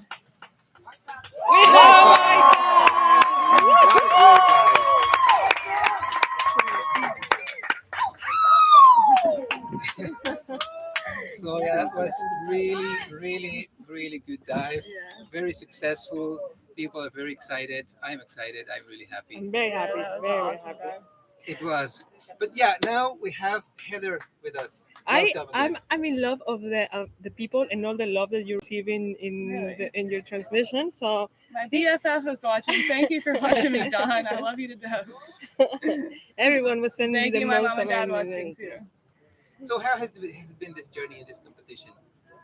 It's been a journey for sure. Like I've done all PBs this competition, so I had to make sure I got my mind right before the competition, and just relax. And it was fun, but it was challenging. Very challenging. Did you feel a lot of pressure, or just you were in your own your own mental world, or So when I did the competition training, I did have pressure on my ear, and I wasn't able to equalize like the last 10 feet or 15 feet. So I just kept going, and it hurt my ear a little bit, but it had like a little slight bruise or something. So today I was a little worried about that. I was like, I'm pressing even more, and I got to make sure I can equalize it. I don't want to have a perforated eardrum or anything like that. Yes. So I kept going today, and I just did the constant equalization, kept pressing, and then finally they equalized. And I was like, oh, thank you. And so it was weird, and I'm excited to see at the plate. I had my eyes closed, so when the plate was here, and I'm like over here, and I open my eyes and I see it's way over there. So I actually swelled 2 times No. Wow. to get over to the tag. So Okay. I hope that it's on the video for the bottom plate. so you might have been pulling the line with the lanyard.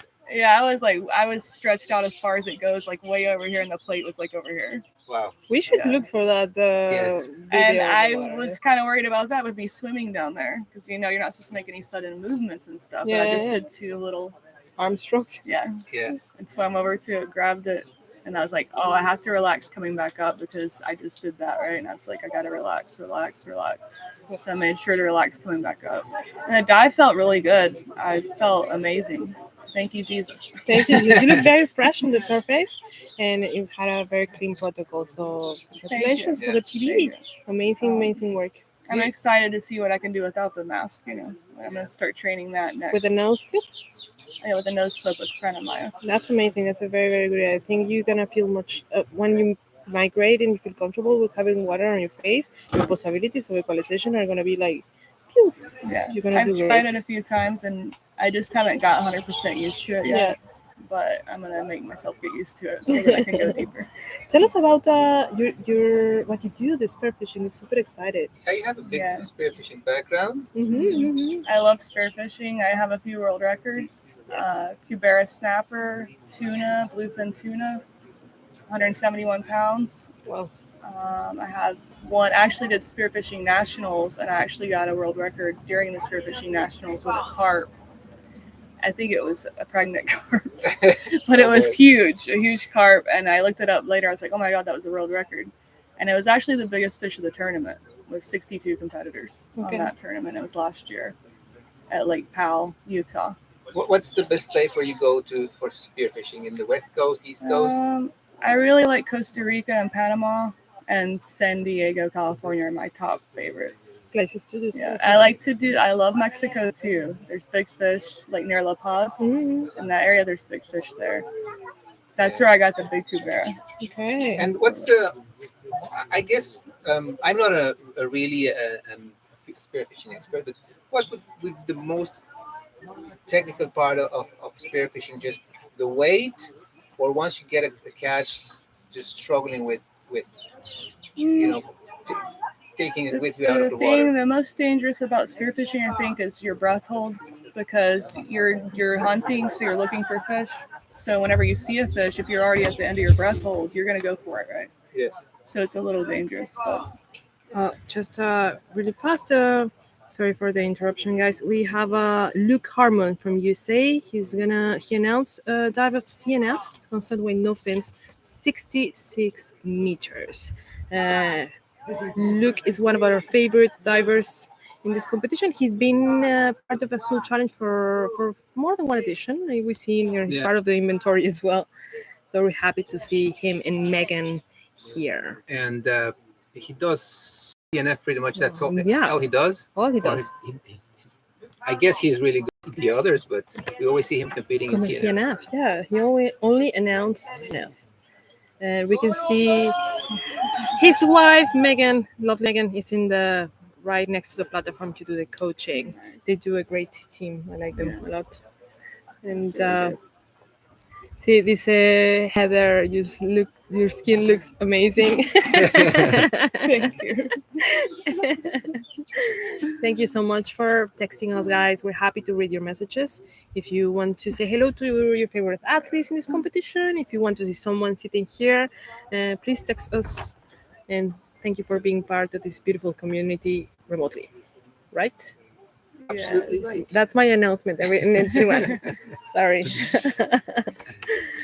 So tell us, Heather, how do you compare the challenge of being in a competition compared to what you usually do, the challenge of spearfishing?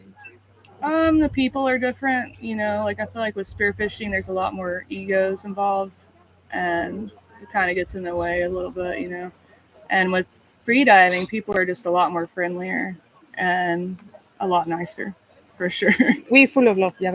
Yeah. So I'm actually starting to like the freediving a little bit more than the spearfishing. I cannot blame you, Heather. We're just nice. So when I spearfish, like I don't just kill fish just to kill it. I always eat it. Yeah. So if my freezer's full, I make sure that I don't go spearfishing for a while. Yeah. So then I do the freediving, and then when I want to target a species or I want something, then I go after it. As far as fish goes. Because that's very important. Also having ethics with what brings you out of the water. Yes. And I don't know much about the subject. I've done it a couple of times, not very successfully, I must admit. but yeah, like having a proper selection of what you're bringing out of the water and make sure that you are as sustainable, if I think. Yeah, sustainable, and you're targeting exactly what you want. You're not doing any bycatch like the long lines do, or those big nets, the gilly nets. They're catching all kinds of stuff, dolphins, turtles, everything, whenever they're doing those nets. So they have a lot of bycatch. And with spearfishing, you don't have any bycatch. You literally target whatever you want to get, and that's it. You don't kill anything else. So there we have Luke Harmon exiting the water, finishing his dive. Clean protocol. Clean protocol. Looks strong, looks fresh. The question is, does he have a tag? He has a tag, yes. There is a tag. Awesome. See, smile. As we can see, Luke is very, very tall. He can reach the arm, as you can see. That's so cool. So it's important for athletes to use the extension of the arm to stay up, because in the ocean you get to have a few waves. So here in the cenote we're spoiled, but there you go, white card. Congratulations. But Luke makes use of the platform and the arm very well. Very strong. Very strong. Very nice dive. And I mean, 66 is a big number in CNF. Yes. Congratulations, Luke. So we're going back. And a question, in case like people want to visit you, wants to do spearfishing, can get in touch with you? Yes, through my Instagram, Mermaid Hunter. It's MURMAID Hunter. You can contact me there. I do charters out of Pompano Beach, Florida. Okay. I have a boat, 33-foot Invincible. So if anybody wants to go out spearfishing, hit me up.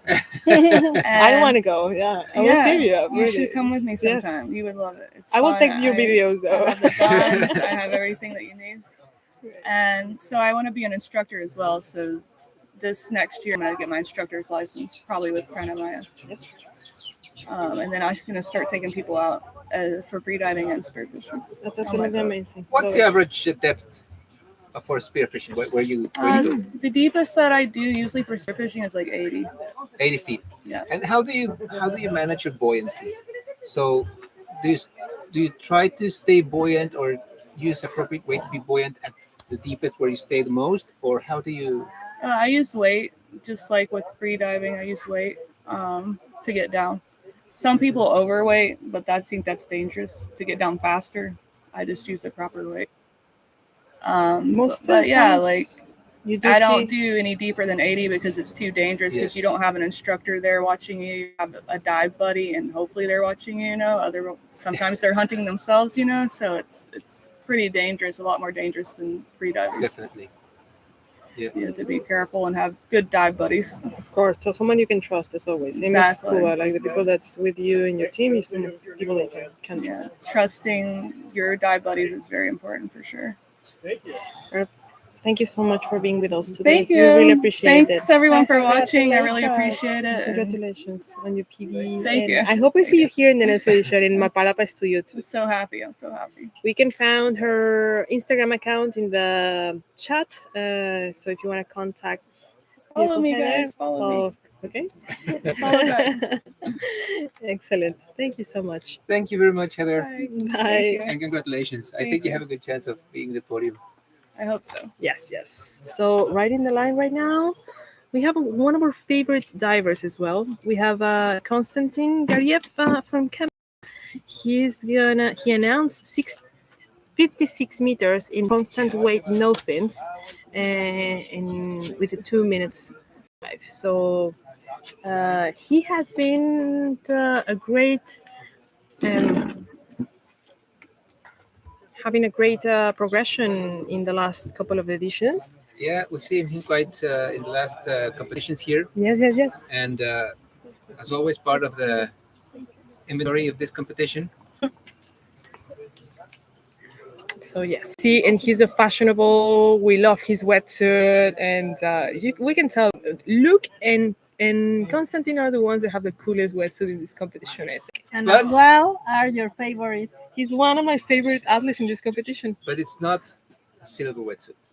The silver wetsuit is the wetsuit. Is the silver wetsuit, yes.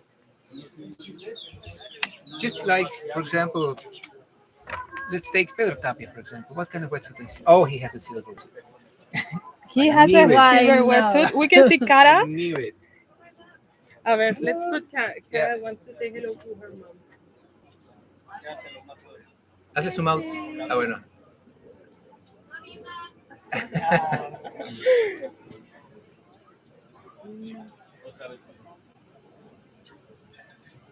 Sorry, I tried.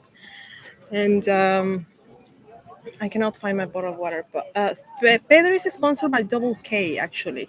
So his wetsuit is a Double K. There is sponsoring a lot of athletes in the last one, but we've seen them. It's a brand that has been investing a lot of money in the athletes and giving exposure. So Okay. I haven't used the brand, but I have have not. no.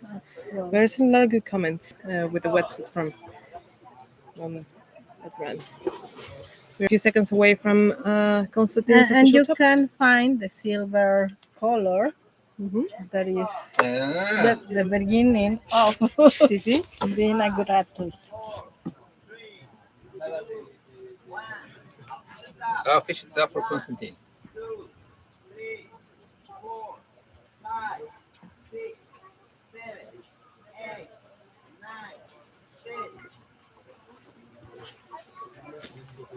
There he goes.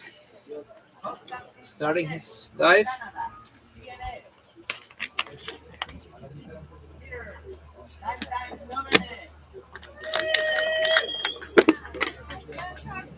Go Constantine. Happy dives. He's been doing very well in the last couple of days, so Yes. I'm pretty sure this is going to be a successful dive. Again. Again. Yes, yes.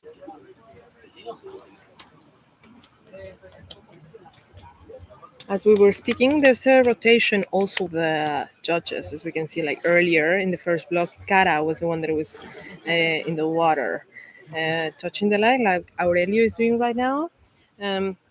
That's there's a rotation with a safety team as well. Yep. It's tiring to be so many hours in the water. Yes, of course, and particularly in a shiny day like Like today. today. Sí, sí. Yeah, so some of the safeties, there are 3 safeties on the main line, Mhm. and then 2 safeties in the warm-up lines. So they rotate. So in each block, the 3 safeties that are selected to be on the main line stay there for the whole block. Mhm. And the 2 safeties that are on the warm-up lines stay there for the whole block. And then for the next block, they rotate, so they might switch. But for in between one block, there's the 3 safeties that stay on the main line. They rotate.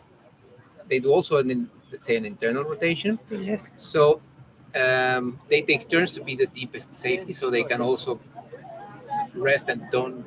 So there's not one single safety that does all the deep dives. See, because the safety had to be also like really comfortable. Yeah. Maybe they do hangs if the divers comes a little bit slow. They have to react really fast, so they have to be really comfortable on the water. Yes. Yes, that's right. So in this competition, let's say the biggest effort that a safety does is going around 35 meters. Yes. Maybe once or twice Okay. in the competition, and then a couple of times to 30, 25. Está approaching. Here we have Constantine. Very clean protocol. We're here. Clear protocol.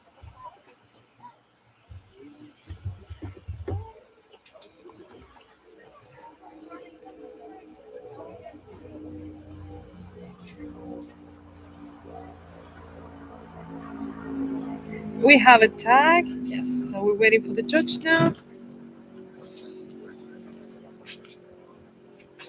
And we're waiting for the judge. And we have a white card. Woohoo! Congratulations, Constantine. My deepest admiration. Great job. He made an impressive CNF dive. Sí, sí. 56 meters. 56 meters. Very, very impressive. Sí.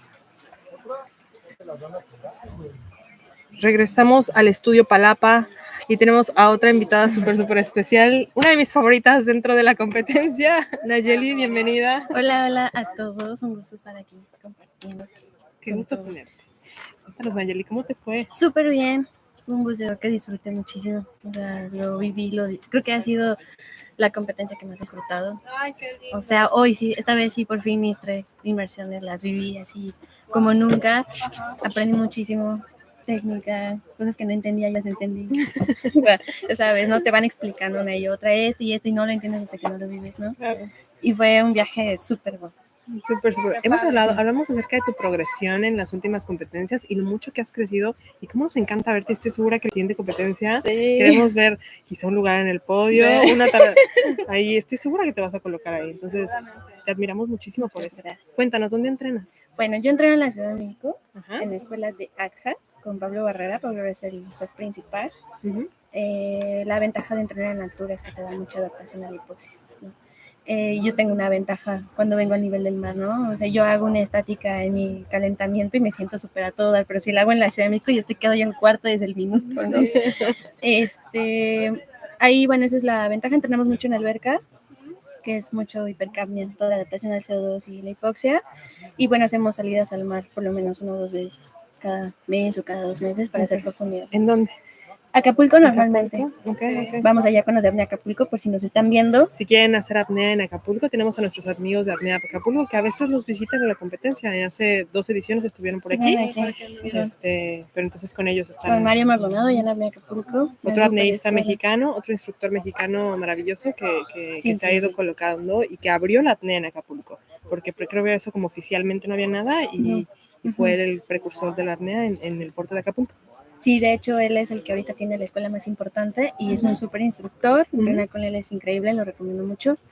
Y ahí es donde normalmente vamos.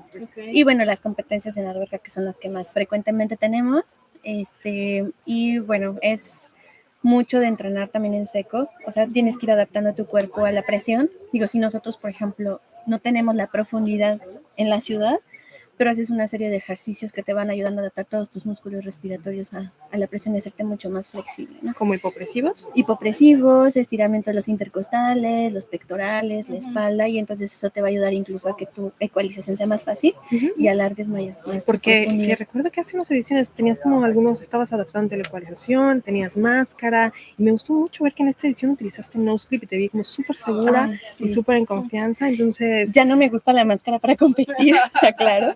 Vamos a interrumpir, perdóname Nayeli tantito. Tenemos a John Boden de Honduras, a unos segundos de su inmersión. John, buceo a 51 metros en la disciplina de peso constante. Recordamos que estemos en el bloque de sin aletas. John es de Honduras, él entrena en Utila, mencionó, me parece. Yo tuve el gusto de conocer a John en Roatán, un gran atleta. Tiene por ahí los récords de Honduras, él es el que los tiene. ¿Él es el campeón de Honduras? ¿Mm? Wow. Y ahora vino acá la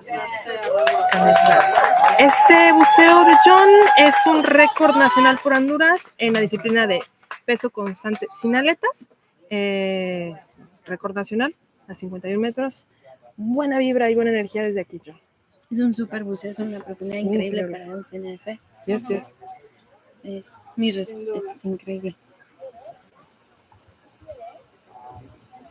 Mucha adaptación, mucho entrenamiento y muy mental, sobre todo porque como es muy pura esa disciplina, sin necesidad de estar muy enfocado y confiar en que lo vas a lograr. Y también una estrategia en energía, ¿no? Creo que también es bien importante mencionar que en esta disciplina debemos ser muy pacientes y el tiempo de buceo es largo, la caída libre puede ser larga, pero te va a ahorrar un montón de energía. Porque la subida en el cenote en peso constante sin aletas puede llegar a ser retadora. John está acostumbrado a bucear en el mar, a hacer apnea en el mar con gran visibilidad. Honduras tiene unos lugares increíbles para hacer esto. Creo que esto ha sido un cambio, un reto para él. Me gustó la buena vibra que lo logré. Sí, totalmente. ciertas condiciones lo que te permite crecer como deportista. O sea, el ir variando las condiciones te saca de tu zona de confort y hace que cuando regresas al mar, a esa luz, con la posibilidad que pueda tu cuerpo tener más fácilmente en el mar, pues hace que estos buceos sean muchísimo más fáciles. Tú eres una atleta completal, entonces ¿tú crees que como que tienes que tener dificultades en entrenamiento para desarrollar otro tipo de habilidades? Creo que yo considero que todas y cada una de las competencias, si las analizas, te hacen crecer. Sean exitosas, sean fallidas, y curiosamente puedes aprender mucho más cuando tienes algún error. Claro, claro. Lo principal es la superficie. hacer un análisis de conciencia de qué uno hizo bien y qué hizo mal. Okay, lo tenemos aquí ya en la superficie. Está respirando, recuperando. Se ve bien. Se ve bien, lo veo sonreír desde aquí, me parece. Sí. Creo que no tenemos No tag. he visto el tag. Ahorita creo que no tenemos tag, pero tenemos una sonrisa y un happy dive. Y eso también me hace muy feliz. Muy buen trabajo, John. Felicidades. Bueno, sí, el cambio del mar al agua dulce es otro mundo. Tenemos una tarjeta amarilla. Muy buen trabajo, John. Excelente. Yo tuve la fortuna de empezar en el mar, en profundidad, y cuando vine por primera vez aquí, o sea, la oscuridad del agua, o sea, todos los cambios. La termoclina. Wow, sí. ¿qué es esto? Porque extrañas el azul, ¿no? O sea, el mar tiene una energía, es un lugar distinto. Otro monstruo, diría. Otro monstruo, porque diría. Tiene su lado complicado, pero cuando llegas aquí, el hecho de entrenar en diferentes lugares te da mucha experiencia. Claro. O sea, es muchísimo. Totalmente.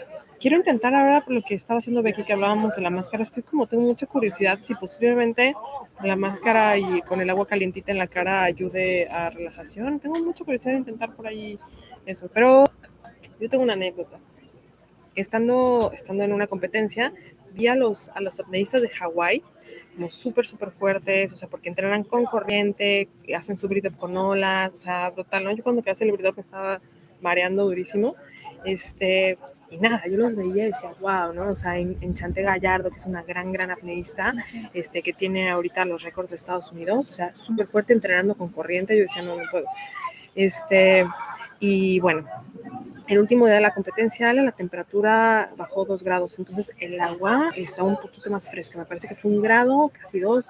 Para mí ni siquiera me di cuenta, ¿sabes? O sea, quizá me dio un poquito de frío cuando me estaba poniendo el wetsuit, pero cuando sentí el agua fresca me sentí como en casa, ¿sabes? Entonces fue muy cómodo para mí. Había una termoclina por ahí a 40 metros que yo no noté y estaba haciendo que los apneístas de agua cálida del Caribe estaban teniendo problemas con la ecualización por esta termoclina, y los apneístas mexicanos que entrenamos en este ambiente que es nuestro charquito verde precioso, así de, ¿cuál termoclina? No alcanzamos a notarla.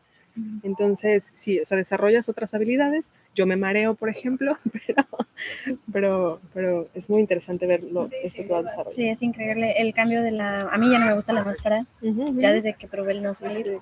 El hecho de tener la cara totalmente expuesta al agua, a mí me ayuda a entrar en automático en esta relajación. Y sobre todo cuando entra el agua fría, o sea, ya en el cambio de temperatura, yo es así.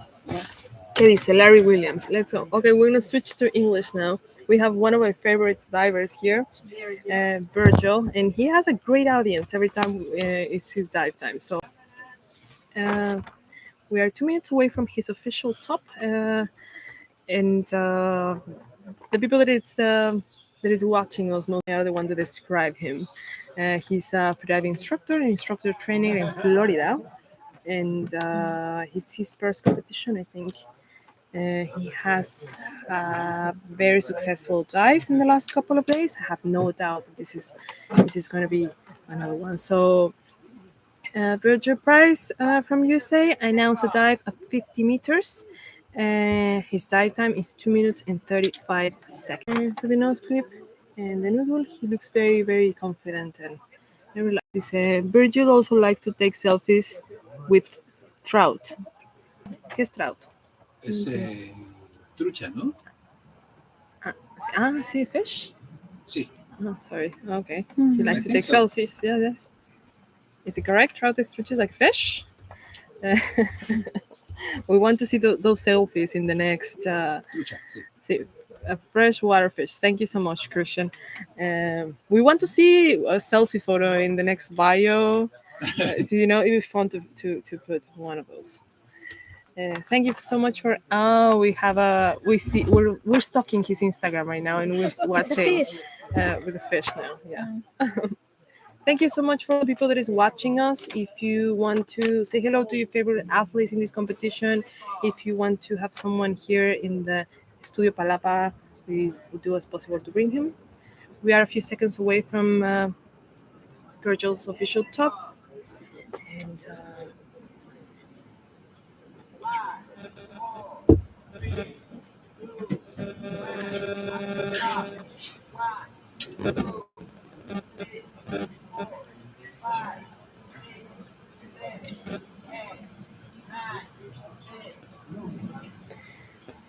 okay. Está haciendo el último packing y ha iniciado el buceo. He starts rather than he starts his dive. We can see, I think it's Kiki, the one that is in the line, ready to do the coaching. Yes, I think so. Yes, they Vamos, Virgil. Yes. They make a great team. Like there's from Florida. There's a crew there. Julian was correct. So he is one of the favorites to be at the podium for the overall. He's one of the strongest freedivers for this competition. So if he has a good chance to have a good place at the overall. Florida freediver strong. Yes. He's one of the most deepers, right? Yes, for the overall. The yes. group of the deepers. Yeah. The overall is the addition of all the individual performance that the diver has, but it only counts the best dive for each discipline. So to win the overall, you most likely have completed at least the 3 disciplines, because that will give you the major number of points. Yes. Okay. The 3 disciplines, you need to have 3 white cards, right? Not necessarily you need to have 3 white cards. Of course, if you have a successful dive with white card, that will give you more points. If your dive is a yellow card, if you know that you will have less points even than the that you reach at the moment. Yes. Okay. So in other words, it is not mandatory to have all the white cards, but definitely that will give you an advantage over the other athletes. There it is. Okay. So Coming here back. we have Virgil. He's recovering. Okay. He's removing the nose clip. And gives a clear side. Very good. Very good. I see a tag. Happy dives. Yeah, definitely happy dives. Good job. Perfect. We're waiting for the judges. And we have a white card with this dive. Congratulations. So far with this dive, we see Virgil in a good place in the overall podium. So Cici, he has a good grouse. Thank you so much for watching. Congratulations, Virgil. We had him here yesterday, and he was a good person to interview. So you see the team there. Super happy dives. Puros buenos sucesos, todos satisfactorios. Ha sido un muy buen día, ¿eh? Como que se ha generado este buen flow Creo que hasta ahorita vamos bastante bien, no hemos tenido ninguna tarjeta roja, entonces vamos bien. Creo que cuenta mucho también el estrés del primer día, ¿no? El primer día... Es que curiosamente el día 1 vimos muchos CNFs, entonces entendamos que CNF es una disciplina que demanda un montón, Sí, entonces el día 1 teniendo tantos CNFs, bueno, existían ahí algunos riesgos, pero conforme ha ido avanzando, que hemos visto más con peso constante violetas, más free immersion, se ha como normalizado. Importante recuperar esa confianza, ¿no? Y Claro. la importancia es volver a hacer la disciplina, o sea, no quedarte ahí, sino volver a intentarlo. Entonces, this que dice, will you have a virgin interview? Had work and missed it yesterday. We're not going to have him today because we have other athletes coming. But you can see in the link yesterday's transmission, you can see his interview. Sorry, guys. For the next edition,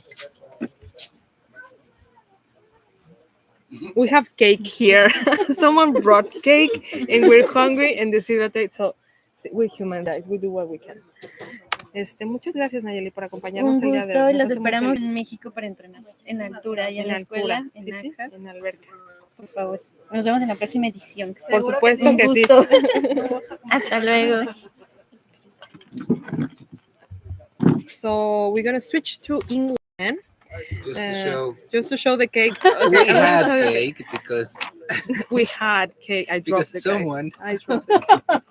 it's still edible. Yes, it is edible. I'm so sorry. I'm The hungry. cake. We had cake. So now at the line, we have one of my favorite athletes in this competition. She is, like, in my heart, she's one of my favorite athletes, not the most important for me. So in the line right now, we have Katie McCarthy. Katie McCarthy from USA. And she announced 47 meters in the discipline of constant weight no fins. And Katie is a great athlete. She trains in cenotes in Riviera Maya, and she's been diving for I think 2 years now. It's her 4th competition. Her favorite discipline is constant weight no fins, but she's been developing very well in bifins. We saw yesterday a PB and a beautiful dive that she had, very clean. I'm pretty sure that today is not going to be. It was going to be the same. I'm going to have a beautiful, beautiful dive. So she have 1 minute left for her official top, and she's relaxing. She's wearing a black wetsuit, ¿sabes? And she does have a black wetsuit to have superpowers too. Black wetsuit is for everyone. For everyone? Yes, from the very beginner to the top. Top. But Silver is the color. Silver is the color. And she looks very nice. She looks very cute with the black wetsuit. yes, it's a shiny black wetsuit. You see, a ver, something that you mentioned earlier about the hair. Like, as you see, she does a little bun Yes. with her hair. For me, since I wear a neck weight, sometimes the bun, when I have it like that, is a little bit high on the waist, so I don't feel comfortable. But Katie does not use any extra weight. She's very fit, and she goes to the gym. She's very strong. You can tell she does. She goes to the gym, or she just does. She goes to the gym. She's very committed. Yes. Really strong. So Katie announced a dive of 47 meters in constant weight no fins. Her dive time is 2 minutes and 20 seconds. Go, Katie.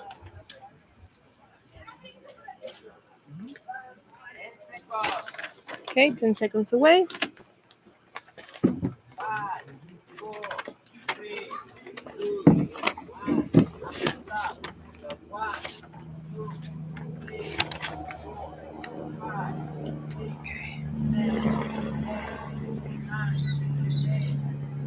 We have Virgil's interview, my dear Christian, link right there, so you can check it out. He's in the video in around PM. Go, KT.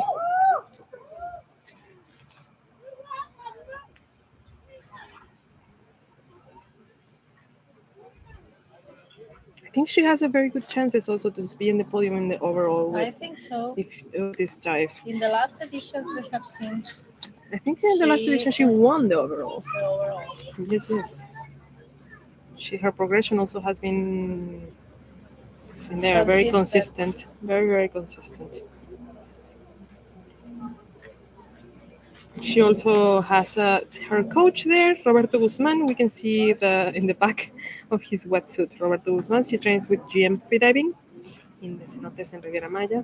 So if you guys want to get trainings or he teaches any levels. Oh, he touchdown now. Goes the first safety. GM Freediving. Second safety.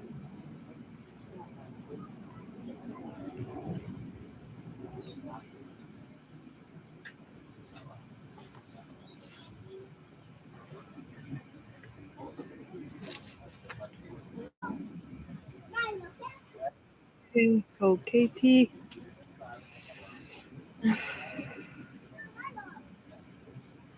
I'm pretty sure that she can do this dive. She's really strong. very strong.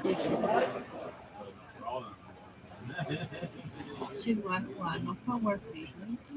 It's one of my favorite athletes. Can you blame me? No.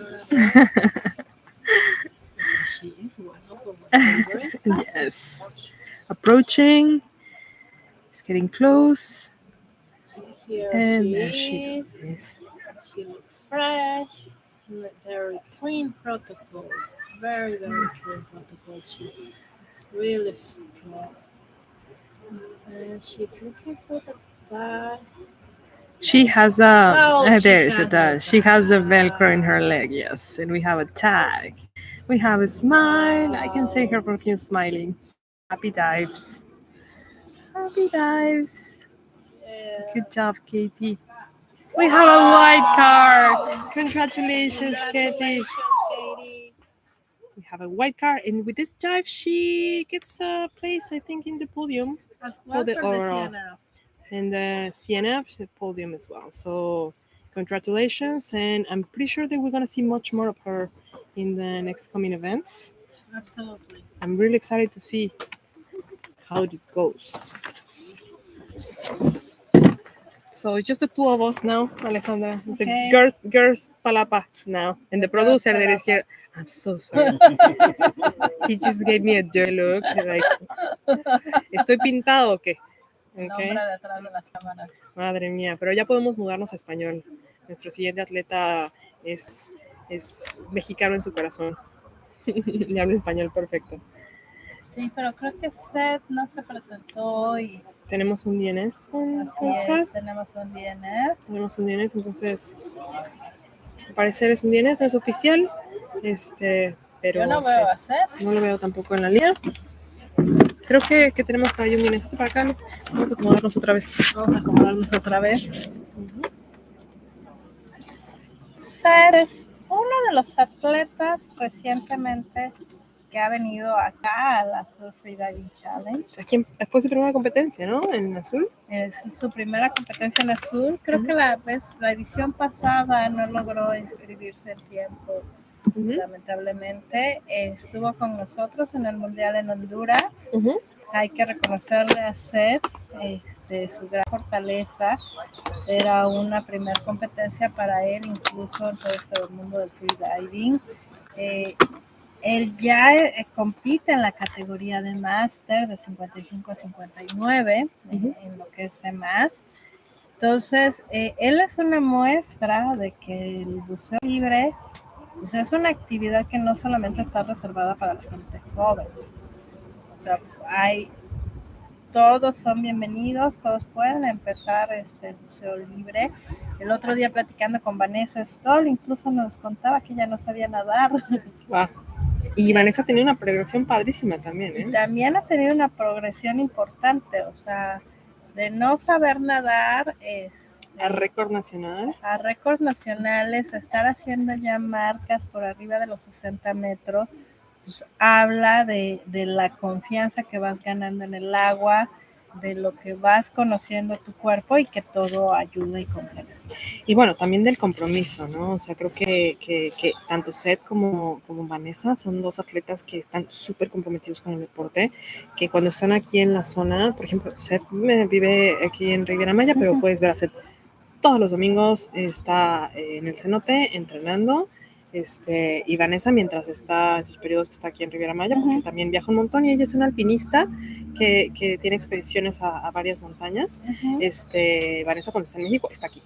O sea, también es parte del inventario de Maya y del cenote y están súper comprometidos. Entonces, sí, o sea, creo que con compromiso, con esfuerzo, con disciplina, puedes hacer grandes marcas. Seguro que sí.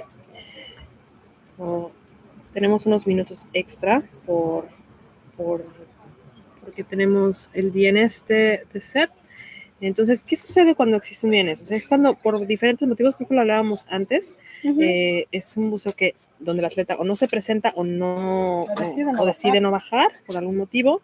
Entonces, como hay una programación durante el día de esto, pues nada, queda un espacio como un poco en blanco que le da oportunidad a los safeties, a los jueces de descansar, de hidratarse, de tener este espacio. ¿Le hacemos un lugar, Jorge, que está con nosotros? Estoy viendo. Sí, lo tengo como faro aquí parado. Entonces, we're gonna switch to... Porque otra vez le dieron un dirty look. Hola. Es que la cámara te quiere, amigo. Entonces, por favor, intégrate.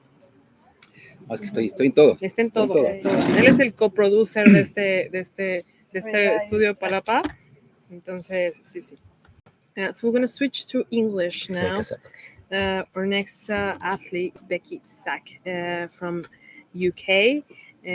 Becky announced CNF dive to 41 meters. Her dive time is 1 minute and 59 seconds, and she's to her.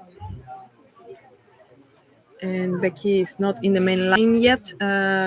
So we're back to the Palabra Studio, but Becky is a very, very strong athlete. She did her course here in Riviera for the very first time. So he started in cenotes, and I think she was in Egypt. She was telling me the other day that she was in Egypt, and she trains in lakes. So she's been diving, I think, for a year now.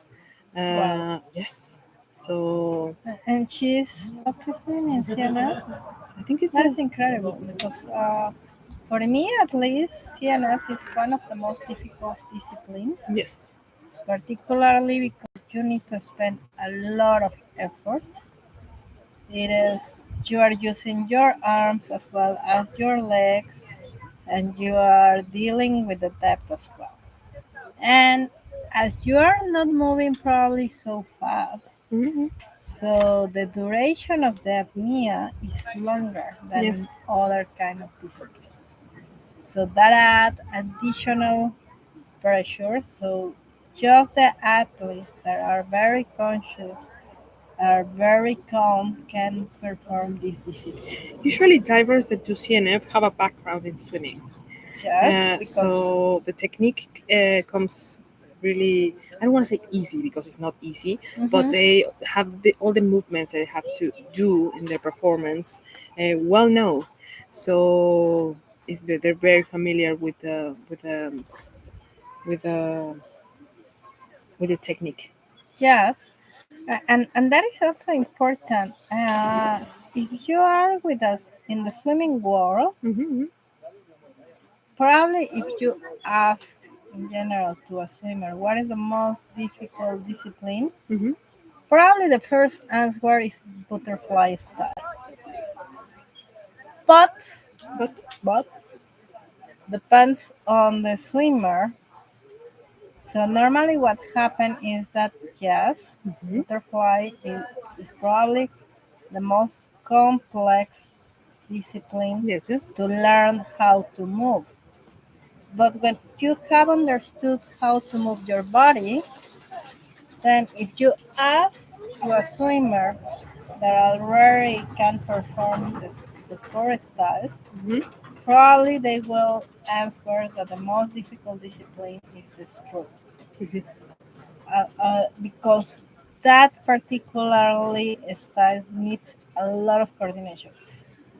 Absolutely all the styles require coordination. Yes. But in the case of a stroke, you need to coordinate perfectly the arms with the legs and to give enough time, and that I think that is the secret. When you have your arms in this position, you need to give the arrow enough time to move your legs and get the power of your legs and the movement. Otherwise, you are killing the the movement.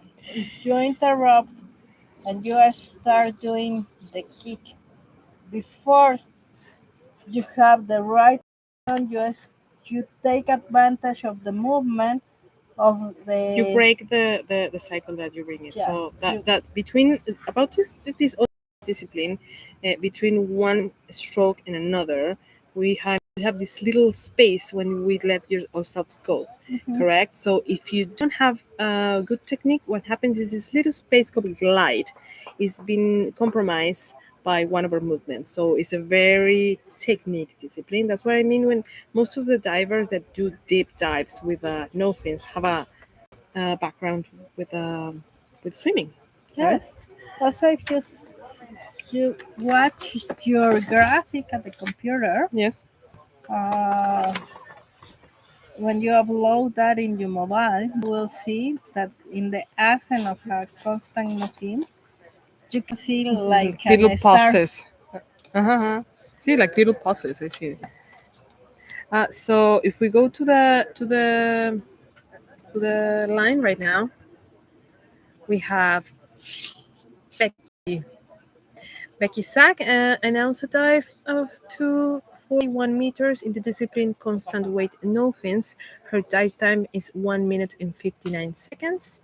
We can see that he's relaxing right now. Earlier, I was speaking about the glasses that she's wearing.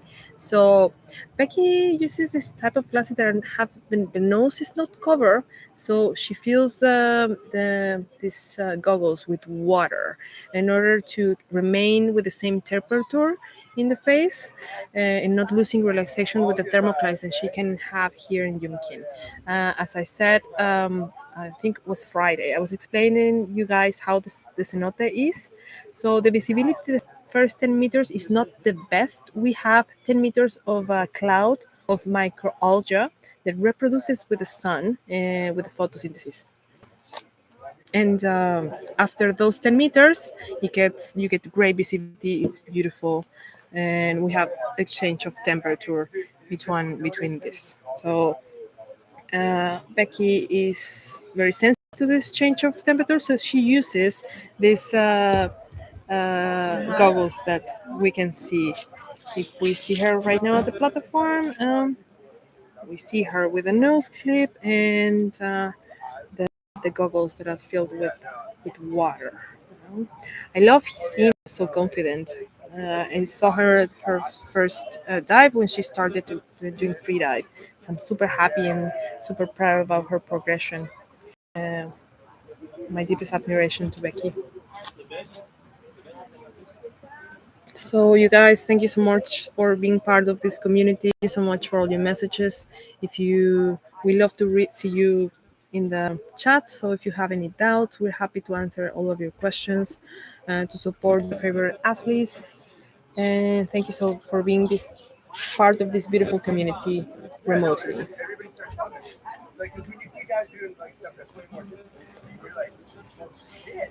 The producer is on the charge of the. Thank you so much, Hugo, for making this possible. He's the hero here. Behind of the camera. First timer. Right now, it's 1 minute away from her official top, so she still have one to relax. She comes with a crew from Florida. I see her with them, and we can see Kiki in the water, ready to do the coaching. And she's part of the Florida team as well. Yes, they have a very good energy. I really like seeing them, and they're in one of the palapas, and you see them stretch and they have a picnic too. Okay, we're a few seconds away from her official top. This is a discipline. Well, freediving is a sport. that the first rule is never dive alone. Yes. You always need a partner, so that makes that all the times you need to be with someone else in this sport. And that is what creates the community. Because if you assist me with the safety, I will assist you with the safety, and we can train together. Yes. Part of this is beautiful. Yes. Go, Becky! Woohoo! And also, since this is a sport, well, any sport, no, any sport is very related to emotions. It's very to emotions, to feelings, and also I think when you are surrounded by a community that will hold you and validate whatever you're feeling, it's also very important, and you can see it in your dives. Yes, So absolutely. if you're comfortable with the person that you're sharing the buoy with, probably you're gonna feel much better. Even if you don't have a successful dive, it's important to give the space to feel, because there's a big effort between each dive. So, Kathleen, did Virgil do his interview? Yesterday we had an interview. We have a link right there for Virgil's interview. That it was yesterday. Kathleen. Oh wow! And our Lot of love. man behind the camera can send you exactly the link and which are the time in which you can find. We the have a interview. great producer here, a great producer. Thank you so much. Lots of love from Virgil. I'm super happy. Okay.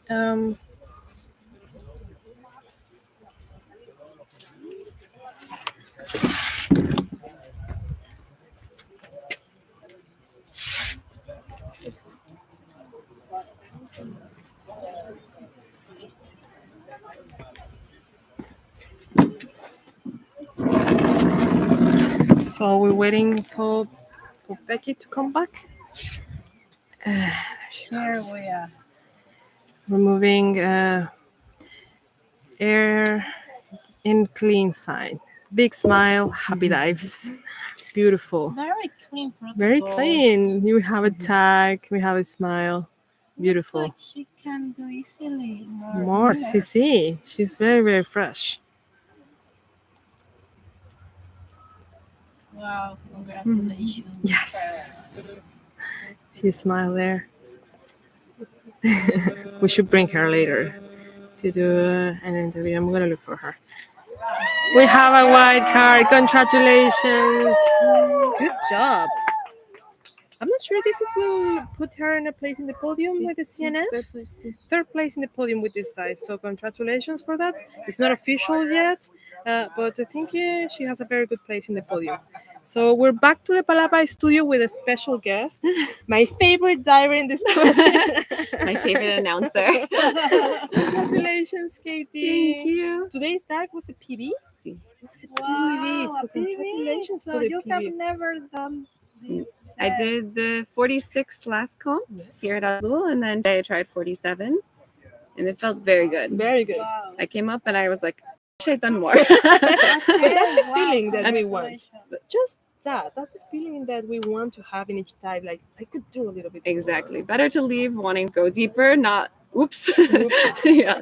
No, it was very good. And my real goal was yesterday. Yes. That was the actual PB, the deepest I've been. Mhm. So today I was like, okay, we'll try a little bit. In each one of your dives, I see you like super fresh coming back to the CS, and I see that with that you see a lot of balls. So I don't know if it's equalization. What are the things that you're training right now? I think it is getting better with my EQ, so I'm so much more relaxed on the way down. Yes. My first Azul was 2 years ago. Yes. Exactly. And I did 40 CNF, but I had a little EQ issue and it hurt my ear. And now when I'm going down, it's very relaxed. And I think you save a lot of energy and just enjoy the dive much more when you're not so worried about the ears. And then, I train with Sashi. He's good vibes, good people. That's what we were talking about earlier. Like, it's very important to share the buoy with Yes. persons that you feel comfortable sharing, because it's a very emotional sport. You have to. There's a lot of emotions involved And trust. and trust in- trust the person that is doing the safety to you.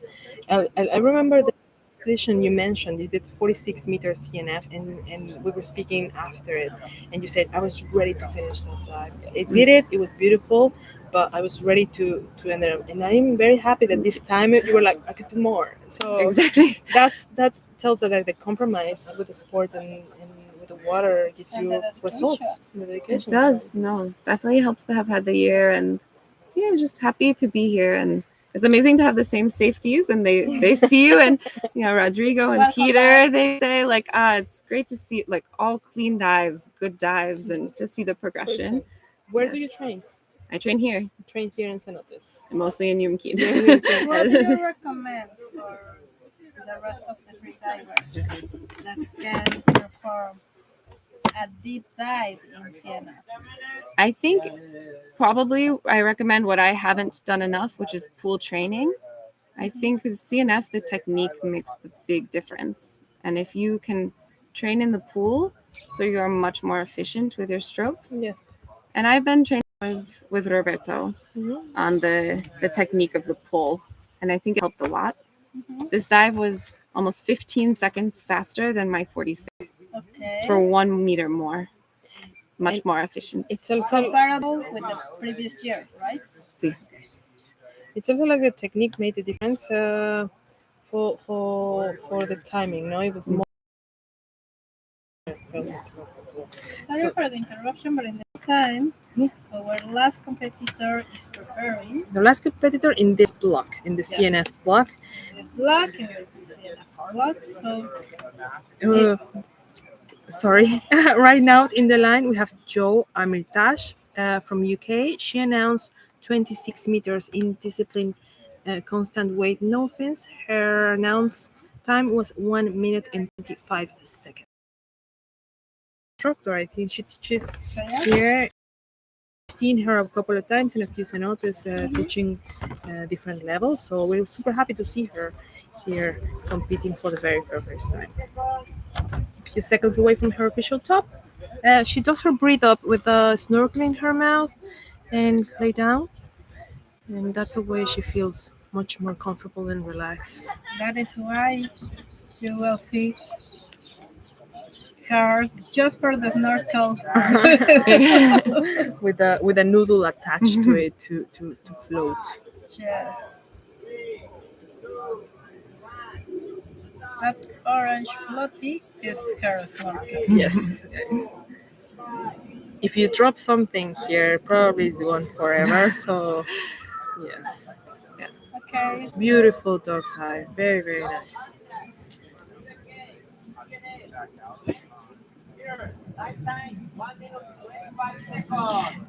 And also, whatever you drop in the cenote goes to starts sinking super fast because this is fresh water. So I lost a mask last weekend. I think I have 3 masks on the bottom of Yumkin. Sometimes there's a diver that comes here teaching trimix, I think, scuba diving, and she brings All the masks. all Yes. the mask and all the things out of it. Masks, snorkels, GoPros. Yeah, that's the good GoPros. find. There's a fin somewhere, and there's a monofin from Panamaya also somewhere. A monofin. A monofin. We need to get deeper, all of us. We could go look for the mono. Yeah, the problem is that the cenote is deeper now. And it is different just to reach the bottom and to reach the bottom and look around To see. because it is really dark Yes, and try to find something. it's a long dive if you're Very, very long looking. dive. And then to bring it back up. Exactly. Okay, Oh, Joe should be coming. so we're waiting. I have one question for you, Katie. Yes. Do you consider yourself a swimmer? Did you practice in the past swimming? When I was very little, and She's back. She's back. I think I see a tag on the hoodie. Definitely see a yes. smile. She has the tag in the food. I feel like you can usually tell with the facial expressions. Yes. Yeah. I'm always big, looking for the smile. big right? smile. Yes. I want to pinch. Yes. So we have a card. We have a white card. White card. It's a beautiful way to close the second block of the competition. Please finish that. Yes, we were speaking about.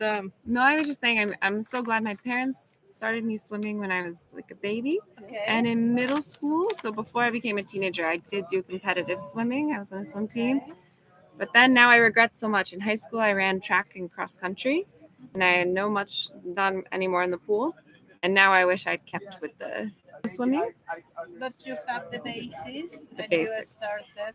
We were saying Really early. Yes. that most of the divers that do deep CNF mostly have a background with swimming. I think you have to feel very comfortable in the water. And for a lot of people, it'll be from swimming, maybe from being scuba. But if you're not very aquatic, to go with no fins, no line, I think you just need that confidence level. And and the technique. But then I don't know, you see some people in the world going very deep with very bad technique. They're doing it. Well, thank you so much for being with us today. Thank you both. Congratulations. For Thank the new you. TV. Appreciate it. We're gonna take a quick break, guys. Stay tuned. We're gonna get back here in about 20 minutes. Yes, 20 minutes. We continue at 2 p.m. with 2 the p.m. next official talk. The next official is at 2 p.m. in this Constant Weight Bike. Constant Weight Bike. We will return a little early to see the countdown, and it is also the deepest dive of the day. Yes. With Eric Pan from China. Constant Weight Bike in 77 meters. So very exciting. Stay tuned. See you in 20 minutes. In 20 minutes.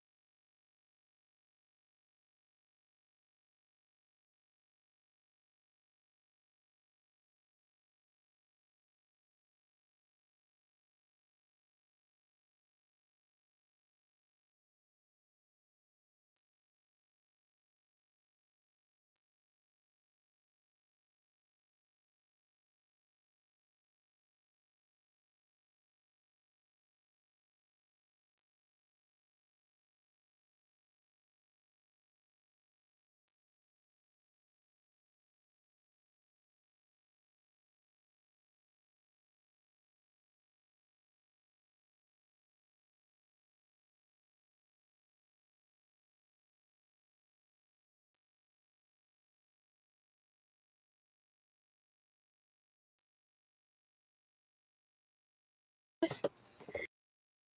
Back. Welcome back to the third block of the third day of Azul Freediving Challenge. This is our last day of the competition, in who we have a special guest today. Welcome, Shani. Welcome. Thank you. Congratulations.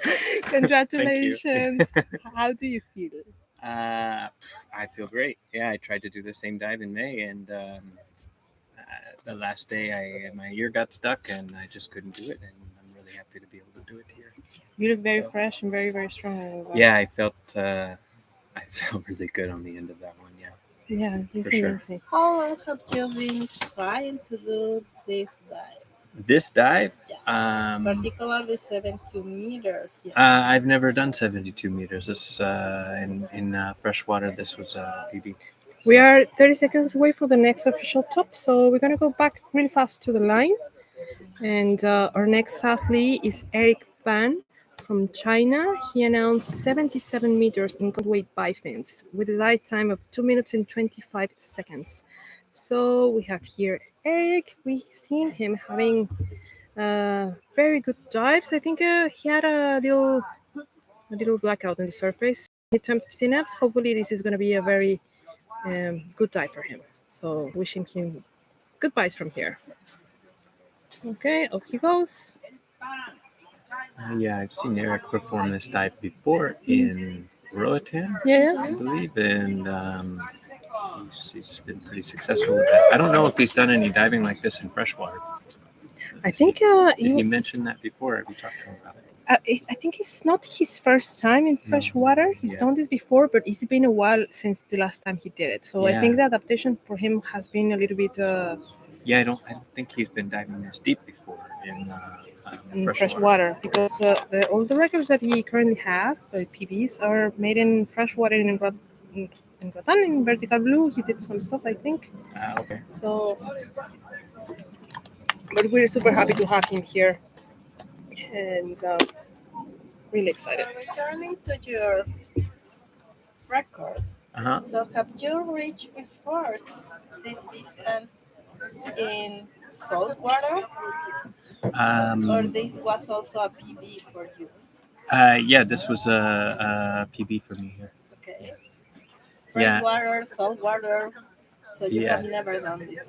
Yeah, exactly. I don't get very many options to do that. I went to Roatan a couple of months ago for the World Championships, and unfortunately, it was a month ago, but I went 2 months ago, or I went there pretty early. Okay. But unfortunately, I was pretty sick during the whole time, so I didn't really get a chance to perform these dives, unfortunately. I'd actually announced 75 there in Roatan, and but I had to turn early for EQ there as well. Okay. So let's see, because now the It should be coming up soon, yeah. Is it? The safeties have gone down. As I mentioned in this past couple of days, Eric is a hands-free, equalized hands-free without touching his nose. So Yeah, it's we very were impressive. actually talking about this because he dives with a mask. Yes. And he told me like he does his mouth fill a little bit differently. He kind of traps everything to the front in his cheeks, and then like takes little bites back to EQ his ears. Yeah. Because I was curious, because for myself, when I do a mouthful, I like can feel the pressure there, and if I did it with a mask, I'd need to pinch my nose, but he doesn't have to pinch his nose on the way down. Okay. Yes. Very strong. Oh, that looks very clean. Very clean. really clean. Yeah, very clean. He's always so serious in the surface.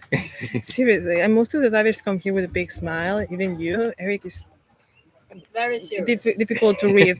So there is the smile. There is the smile. We have a tag. Yes. That was a successful dive from here. Let's wait for the final decision from the judges. And we have a white card. So, excellent. Congratulations for the white card. Is that the deepest bifins dive that we've had so far? See, today is the deepest dive that we have today, and the deepest dive by fins so far in this competition. Excellent. So back to the Palapa studio, you were saying, what did you do in the? So you were feeling a little sick while. Yeah, I mean, I had some issues with vertigo from some eardrops, a bad reaction to some eardrops. I think I had vertigo for about 9 days when I first got there, and then I was just suffering from food sickness for a while. And then finally on the way out, I had a lot of symptoms similar to dengue. I also heard that many athletes got sick. Like many athletes got sick. Yeah. There were a lot of athletes that were pretty sick there. I managed to avoid some of that. I think some people had a lot of like sinusitis. Some people had COVID, and I managed to avoid all of that. But the food got me, and that was pretty rough. I was still trying to dive and acclimate to that, and I was just stuck with a lot of really bad sensations on the dive. Wasn't enjoying it at all. I was really struggling with equalization as a product of that. And so between then and now, I kind of had to restart and build those good sensations back again by going slow dives, shallow dives, a little bit of hangs, and kind of like re-enjoying just being in the water in general, because a lot of those dives were very, very uncomfortable. I was not enjoying it. But I was there for the World Championships, so it's like I have to do these dives, and I think by the last day I just I didn't even do the dive, because I went to the warm-up line and I was just feeling so sick that I decided not to. By this point, did you actually visualize yourself trying or attempting this record in Azul Challenge? I did. I was planning to go a little bit deeper in the Azul Challenge, was my hope, because in Roatan I had announced 75, and I was hoping to repeat that here. But having to kind of start back over in a sense, I thought it was best to just kind of set a little bit more conservative. Yes. And really do a dive that I would kind of enjoy a little bit more. So, and the last couple of days have been a struggle. The first day felt a little weird, and so I decided to turn and just pull back to conserve energy. Yes, we saw that. And because I knew that I wanted to attempt this, and then on the second day, we'll let you announce. We're going to switch to Spanish. So en la línea tenemos ahora a Santi.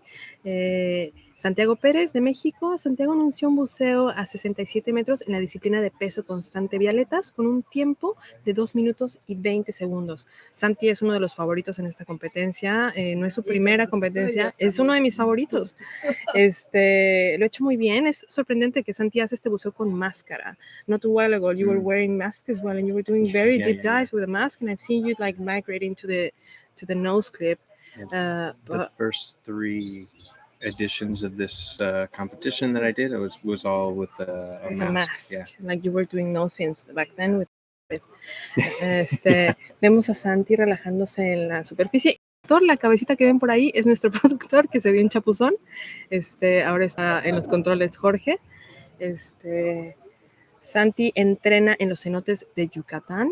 Este sería un récord de Yucatán. De la hermana República de Yucatán. Este sería un récord para la hermana República de Yucatán. Y es un pibí. Y es un pibí también. Entonces le enviamos toda la buena vibra y la energía a Santi. Dice Sandra Rodríguez Solís. Vamos, Santi. Estamos felices de leerlos, chicos. Por favor, envíenos sus comentarios. Nos encanta leerlos. Gracias por ser parte de esta comunidad.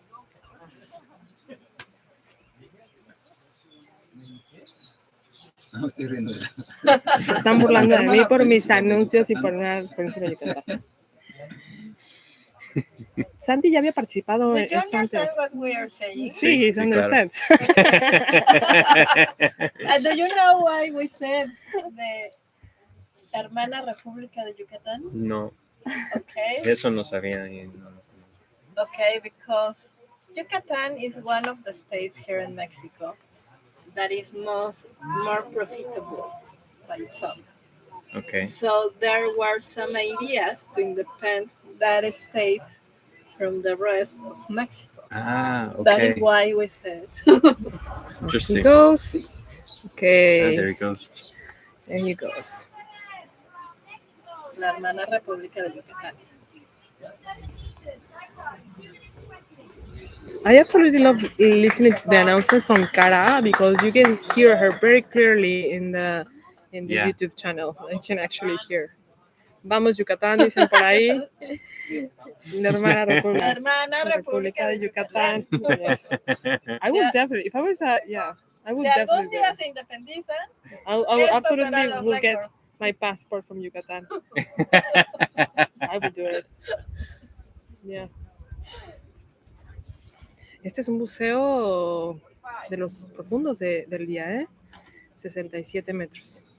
Tenemos un coach por ahí, no estoy muy segura porque había estado Julian, instructor que también en Mérida también ha estado como coach. Me parece que sí está ahí con la gorrita, listo para dar coaching. Do you like receiving coaching? Coaching, it depends. Yes, it can be really helpful. Yes, exactly. If you dive in CMAS competitions, you can have coaching, although to be fair, the protocol is much simpler. It's literally just a hand sign. That's it. You don't have to do anything else. So, but I think it's good to be able to practice without the coaching. But certainly coaching can make a big difference for people. Yes. There's been a number of dives where people have definitely been saved from the coaching. Absolutely. And at the beginning of your season, have you ever imagined that you will break the national record? Yeah, here, this was my plan. Here at the yeah, I wanted to do it here. I wanted to do it in May. That was the plan. Yeah, that is why I was saying I actually at the beginning of your season. Yeah. Have you ever imagined that at the end you will reach and broken the record here? So I'd actually Approaching. He's here he coming is. up. Okay. He looks good. Looks good. Very fresh. Yes. Yes, I see a smile. Happy yeah, he's dives. good. Yes. That was a good protocol. Yes. So let's see. We have a tag. It's really nice. I like tag. seeing this too, where athletes start to breathe a little bit before they start trying to do the protocol, which I found for myself to be super helpful.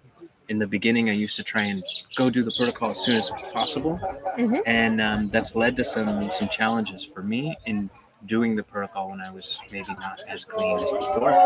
And felicidades. Felicidades, we have a wildcard para la hermana República de Yucatán.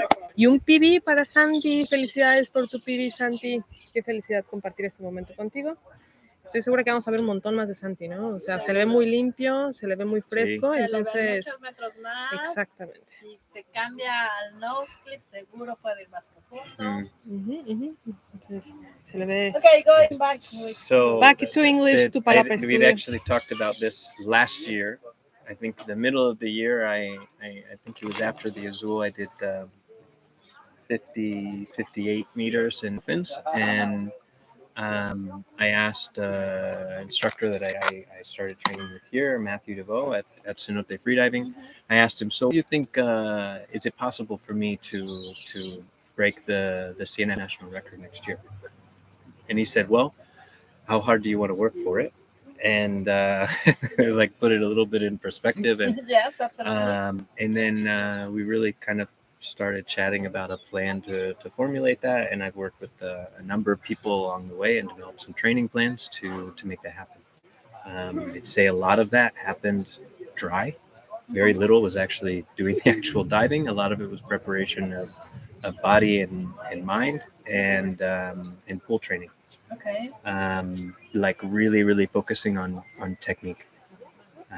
Very easy pool training. A lot of 25-meter swims, but every one of those 25-meter laps was really focused on getting the kick with the most propulsion and the arm pull with the most propulsion, and really ingraining that, and then doing very hard workouts and doing it again, focusing on technique, so that when you're at your weakest, your technique is still holding together.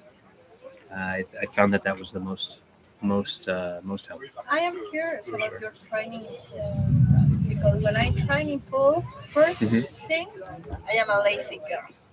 So, well, you're a lazy girl that bike and bicicleta un montón y corres y nada. So lazy you're not. Like, come on, you're a complete athlete.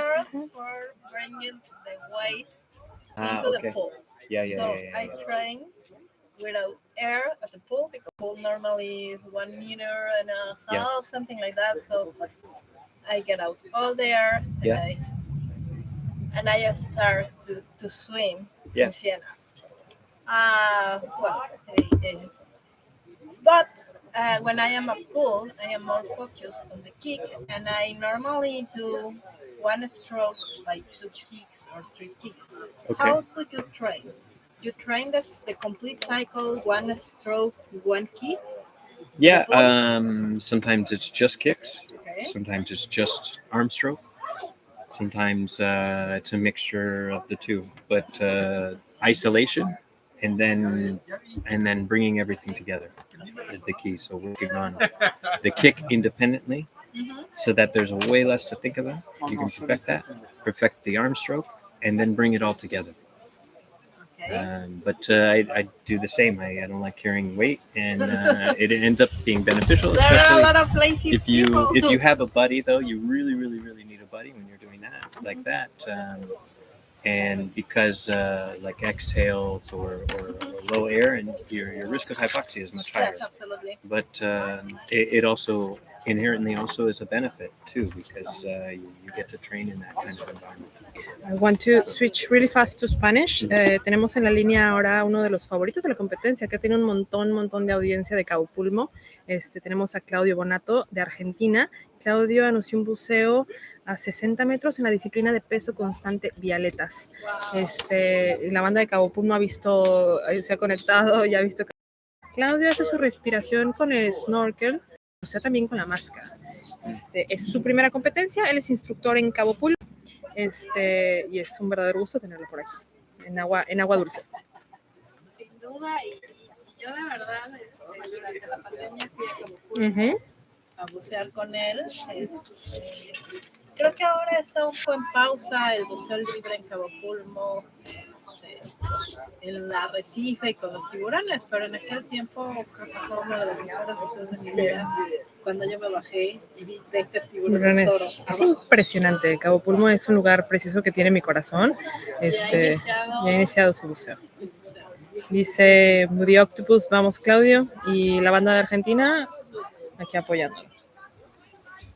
De hecho, para mí Cabo Pulmo es uno de los orgullos.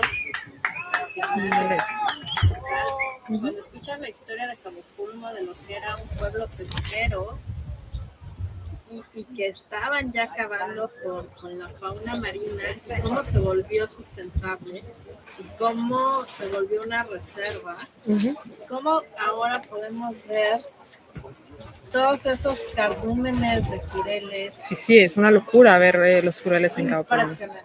Hermoso. Ver tantos tiburones. Wow. Entonces, si quieren bucear, amigos, en Cabo Pulmo, Claudio es un gran guía y en Cabo Pulmo. Y es un ejemplo, o sea, tienen que ir a Cabo Pulmo porque es un ejemplo de que los lugares podemos recuperarlos. Claro. O sea, después de 25 años, se logró en Cabo Pulmo que sea ahora un acuario.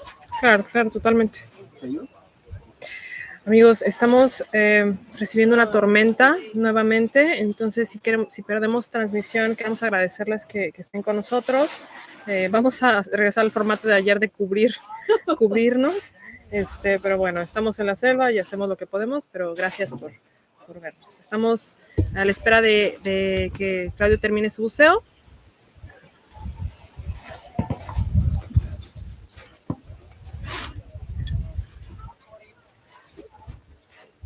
Los safeties ya se encuentran con él, acompañándolo a su regreso. How did you feel with the safeties, Sean? What's that? The safety divers? Yeah. How do you feel? I have a question for you, very specific question when it comes to safeties. Okay. We're doing a little survey when it comes Okay. to that, so we're watching that. We are part of Okay. that survey. Está fuera. Great.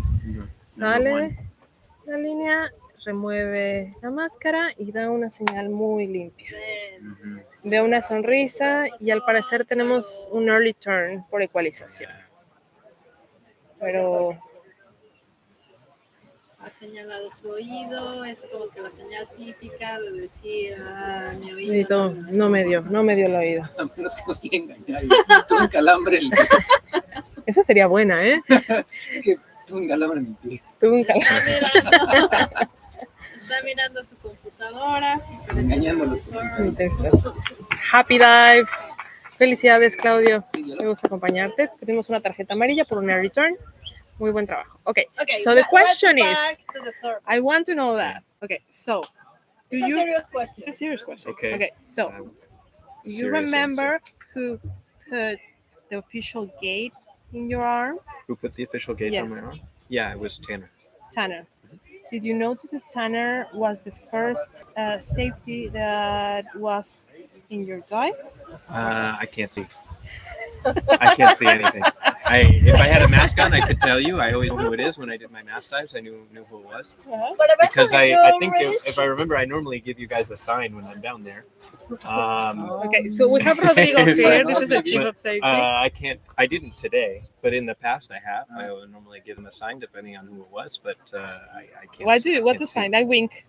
I stick out my tongue sometimes. If it's like for immersion, I'll give them an okay sign or something like that on the way up. Well, it turns out, tell us that. It turns out that one of the things that Rodrigo does, Told us, yeah. tell us. Tell us What I told you yesterday. Sí, The connection. Yeah. bonding. So Very beautiful. your safety, your number one safety, the one who puts the gauge, the one who does the check, in our like safety philosophy, you are the diver of the safety. Okay. Yeah, like if I'm one, you're my diver. Okay. Yeah, and I'm gonna look after you, and I'm the deepest one to meet you. So it's the one that puts the gauge on. Yes. Yeah. That's And I that's didn't 5 know. Yeah. seconds. The intention is to create a connection. A bond. Okay. Yeah. Okay. Yeah. Yeah, we like it's the best way to like that you feel safe Yeah. is by creating bonds. Yeah. Yeah. Yeah. So we have a 5 second there, to Yeah, say, yeah, hey, yeah. hi, how are Okay, you? Okay. Ta ta ta ta ta ta. Yeah. And it's to basically tell you, we don't say it, but I'm your safety. I'm gonna be there with you. Yeah. That's nice. I think it's probably a little bit I don't know, saturated at this point because I've done so many competition dives with you guys that I've known. Like you've all dove with me. I'm sure at some point everyone's kind of rotated and been. For sure. I know you've been first. But that's why, like the before, one that welcomes you at the line, and he is your safety. Yeah. He is your deep safety. And I was telling them the idea is that people feel safe when you have a bond with them. For sure. Yeah. So that that's sense. why also, for example, when there's an incident or blackout or whatever, we also like to come and talk about it with the athletes. Like this is what happened. This is what we saw. Is to make us a bit more professional, but also to create more bond. Yeah. It's like I think that I helped you here. I saw that.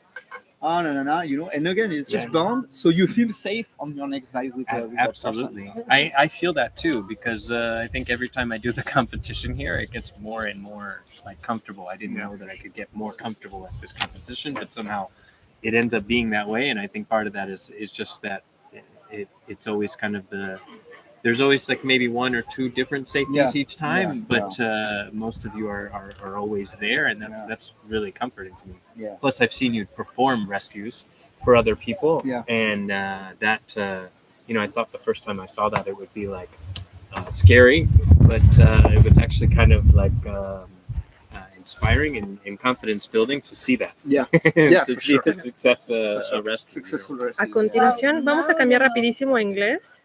Al español. It's not only this competition. Your deep dive. I didn't know that. Interesting. Maybe one day you come on the safety team, so you see this stuff. Yeah, for sure. Yeah, I wanted to bring Tanner because Tanner. Vamos a cambiar rapidísimo.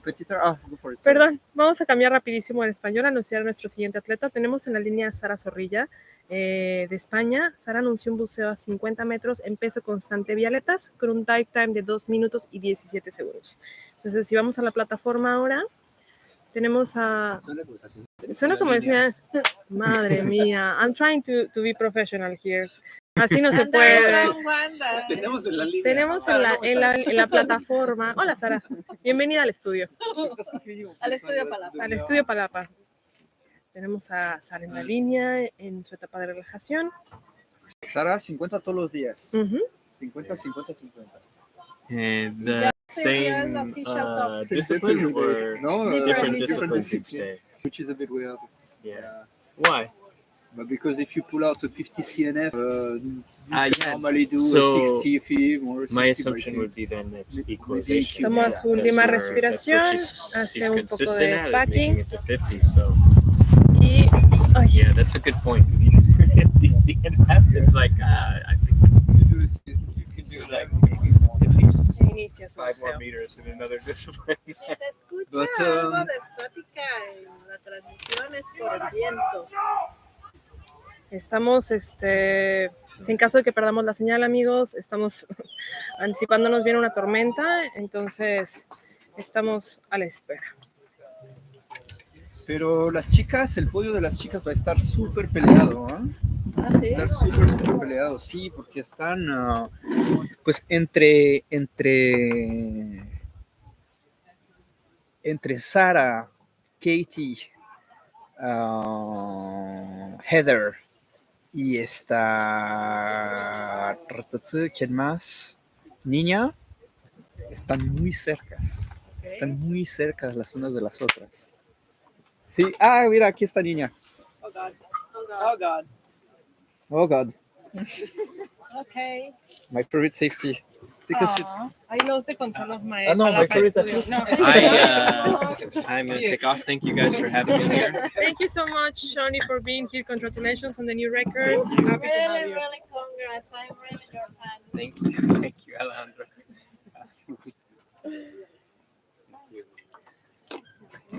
So, estamos a la espera del regreso de Sara. 1 minuto con 30 segundos.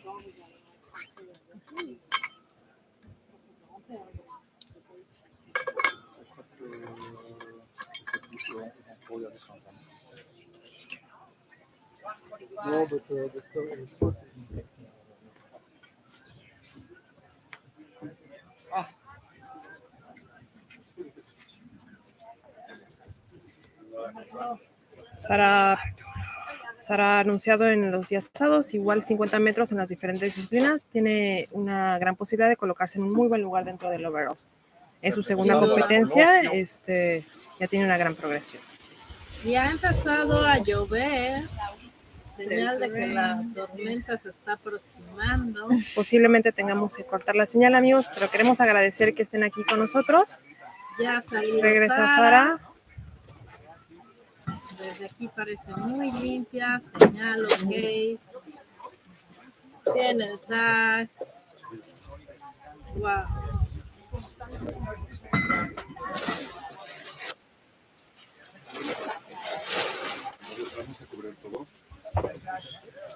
Y estamos a la espera del juez.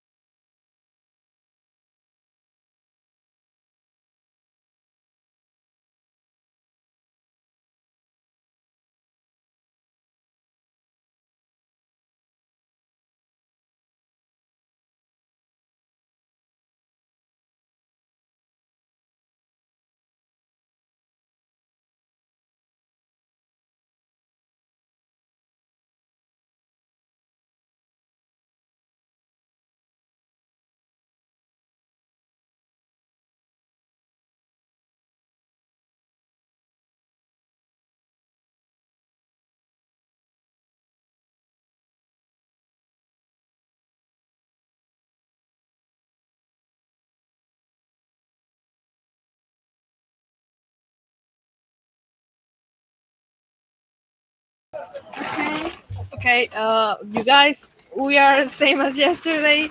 We are very committed with the transmission because this is getting a little bit difficult. Oh.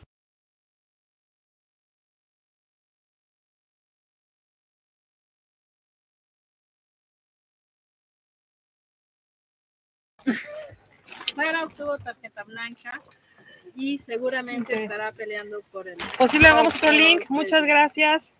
Gracias por la transmisión.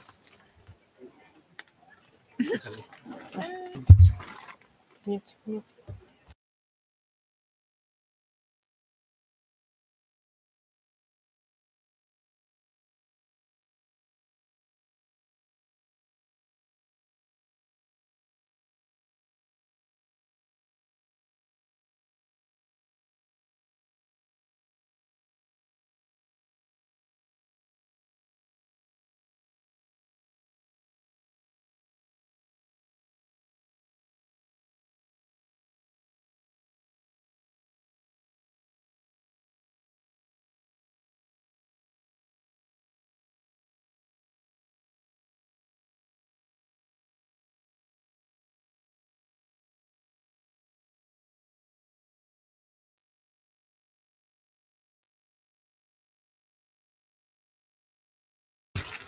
Guys, We are back. We're kind of trying to stay with you guys. In the line right now, we have Kiki McBride. She's attempting.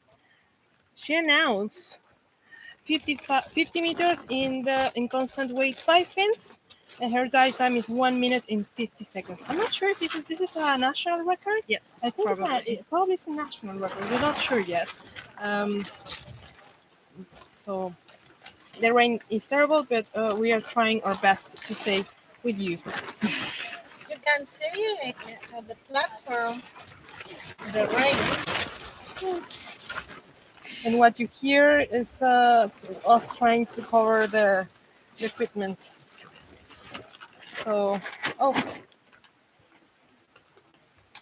Kiki has been performing very well in the last couple of days. She's been doing very well.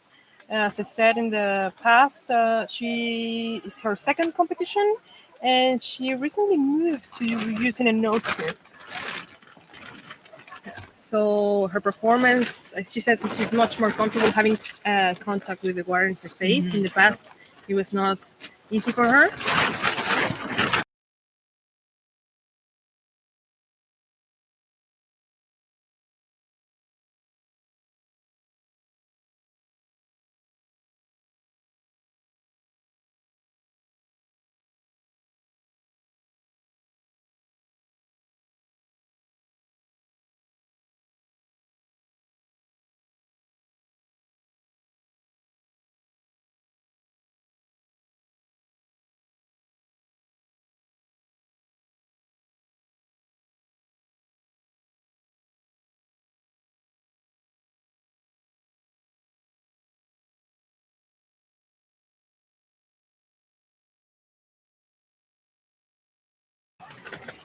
Okay, Kiki, good energy from here. Kiki announced 50 meters in constant weight by fins.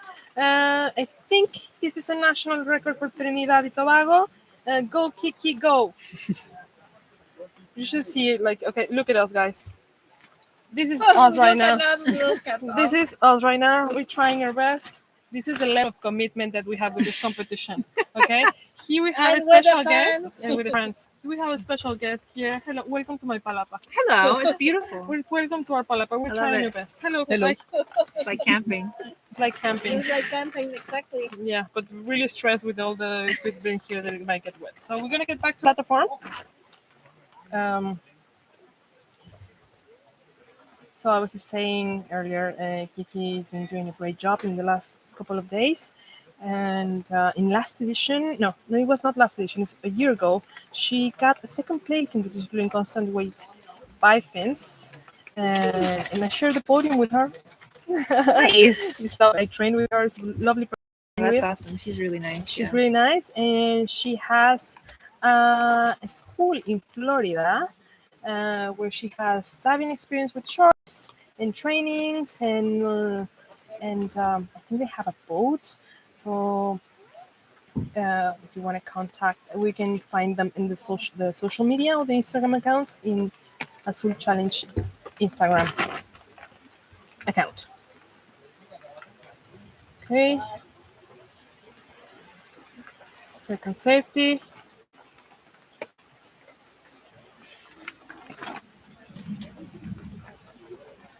Still going live with the rain. 2 minutes. What a wonderful thing.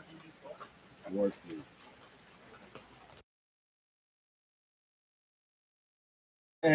Kelly. There she is. Yes. Very Aparte, quick. Look, I see a smile. Yes. no tengo, sí, en la hoja normalmente. Happy Looks dives. strong, and she's really.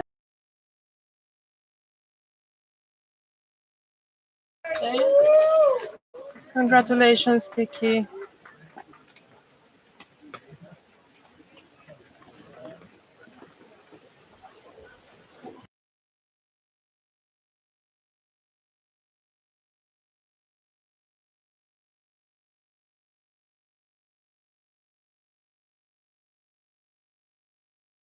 Also, back to the Palapa studio. That is not Palapa anymore. Hello, welcome.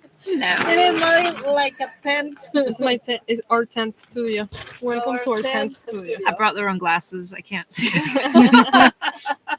How are you? I'm great. How do you feel? I think so far you have the first place, not official, but in the podium for the overall. I think that's Heather, no?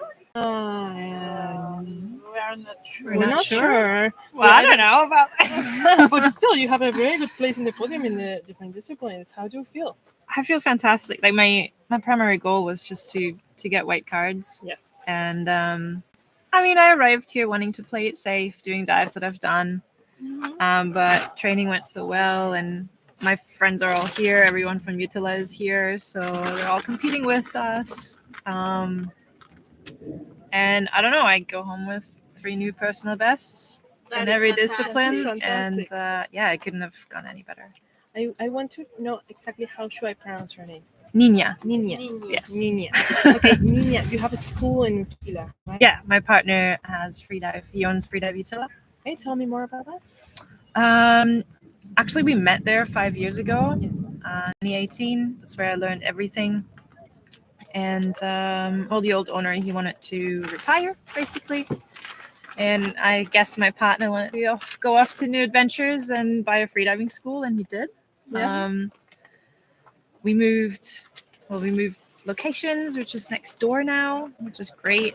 The whole place is a bit newer, a bit cleaner as well. And yeah, we're just trying to create a nice community, a nice familiar place where people can come and immerse themselves in freediving. So we got a guest house as well, and we all live there, we all stay there. I love the energy that you guys have, because you brought freedivers that actually did a national record from Guatemala and from Peru. I'm so proud. Tell me, how do you feel with your students? I'm the proudest. Uchi especially, she came, I think it was in March or April, and just wanted to stay for like a week on Utila and do her first course freediving and then move on and travel more. But I guess she liked it enough that eventually she decided to do the advanced and the master's program, and she stuck around for 2 months. Similar thing happened to me back in 2018. So, and on her first day of her master's course, when we did like a little orientation with everyone, I checked the records for IDA, and there was none for Peruvian women. So we're like, okay, Richie, we have to go, we have to compete, we got to get you in the pit and get some national records. And I couldn't be prouder. She had the most amazing journey. And yeah, I'm so happy for her. I'm surprised about how did you bring your progression in freedive. Like you started like diving, then I saw you in a competition as a safety diver. Yeah. And it's because I was so nervous in there. I've seen you there. Absolutely lovely to have you there. And then you moved to competition. People think it's the other way around most of the times.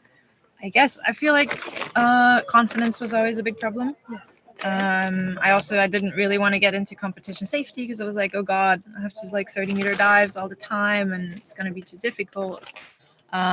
Luckily, I did get pulled into the whole vibe. Check the platform really fast. I'm so sorry, Nina. Don't want to miss out on anyone. Just because like we're like here and we don't see much of the platform. So our next athlete is Matthew. Matthew announced 40 meters in the discipline of constant weight bifins. Matthew's from the USA. And he has a very interesting job. Yeah. Working a boat in Alaska. Yes, I heard. and yesterday he had a very successful dive. I have no doubt that today is going to be the same. It looks like Hugo might be maybe coaching again. I don't know if that's Hugo there on the green noodle. Not sure. It's difficult to see. Yes. Top. Okay. Okay, here we go. Oh, he goes. Okay. Great. Beautiful. Nice. One of the things that I love about cenotes is, regardless of the conditions, like you get to have, it's a little bit dark under there, but there's no current, there's no waves, so Thermocline that is always there. yeah. But we are spoiled livers, I think. It's been a nice change. Yes. Yeah, from the salt, it's nice to have, like, to be able to drop some of your weight. Have an advantage of being used to diving in the ocean and then coming here, where everything is so nice and calm and That's okay. So we have the safety divers already with Matthew diving on the way back to the surface. I have a question for you. We're doing a survey for the athletes. So I have a question for you. And it is a serious It's a serious question. All right, It's a serious all right. question. So I'm excited. Guys, the rain is getting stronger. So in case we lost communication, we want to say thank you, all of you, for staying with us. Let's see what is the decision of the. Ooh. Okay, we have a tag. It was a Safety diver that puts you in your arm, the computer, and also a safety diver myself, so I know exactly who's number one and what their job is. So I do take a mental note of that stuff.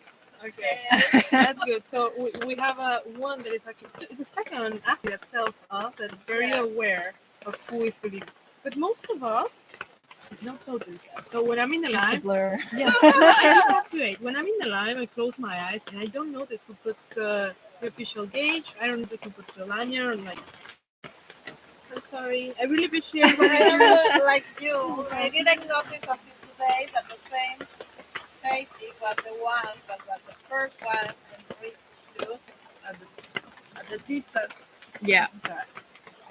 Okay, let's go to the platform. Back to the platform. Who's getting ready there? Luciana. Tenemos a Luciana, so we're gonna switch to Spanish now, if you don't mind. Luciana Loza. Luciana Loza. Con un buceo de 37 metros, un constant weight break. Tenemos a Luciana Loza en un buceo de 37 metros, un peso constante y aletas.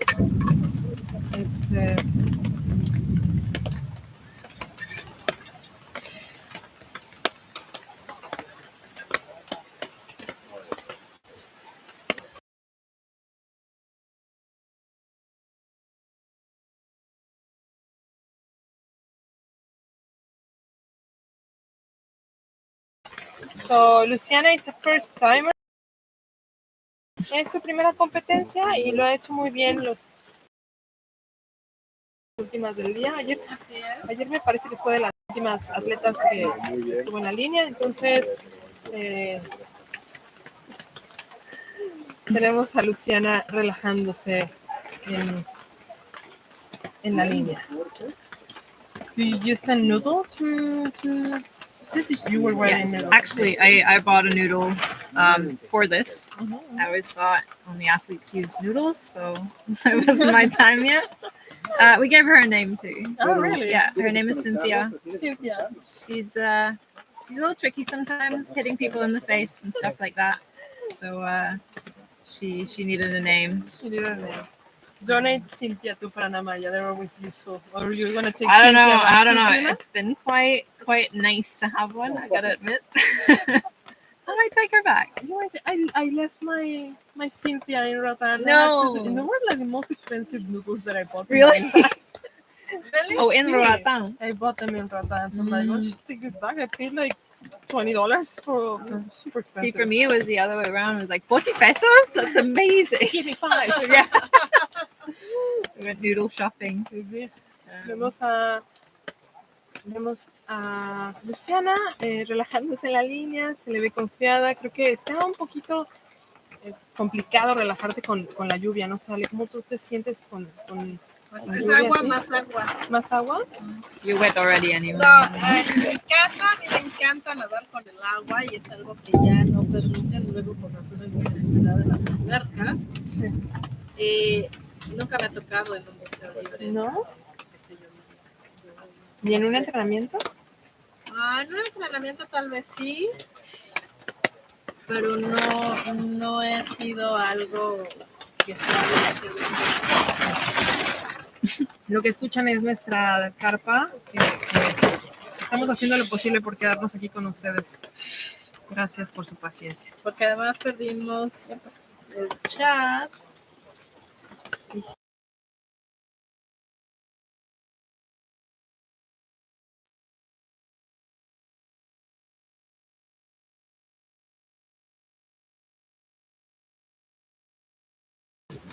Estamos a unos segundos del buceo de Se Luciana. paró la transmisión hace media hora. No, estamos aquí, seguimos. Nuestro corazón está con ustedes, amigos, de verdad. No saben la travesía que ha sido esto.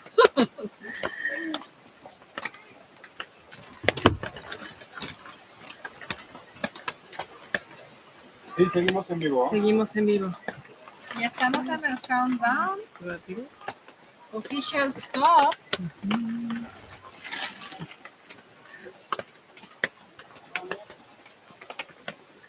Luciana está por iniciar su buceo en cualquier momento.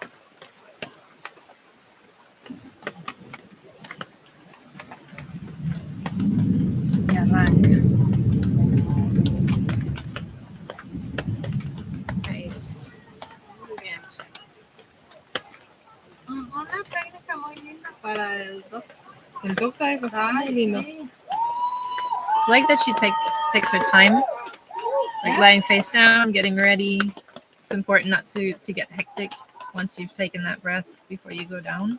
Yes, it is important not starting in the rush and the urgent to start your. Yeah, that was a big learning for sure. Just to like take that moment and get settled in, get settled into the dive. It's just 1-2 seconds, no more than that. Yeah. Just to prepare a good entrance and start doing Smooth entrance. I think those seconds, that if you take those seconds, like just to make sure that you're in place, orientate to the line, and see. I was earlier. I tend to like rush into the bite. I didn't want to waste any seconds. Any millisecond. Nada, sí, no quería perder ni un solo segundo. Entonces, una vez que ponía la cara en el agua, pum, me iba. Ahora me regalo 2-3 segundos antes de empezar mi buceo, buscando relajar. Entonces, ahí está. Muy bien. Se ve fuerte. Remueve la máscara. Y tenemos un tag en la mano, da una señal.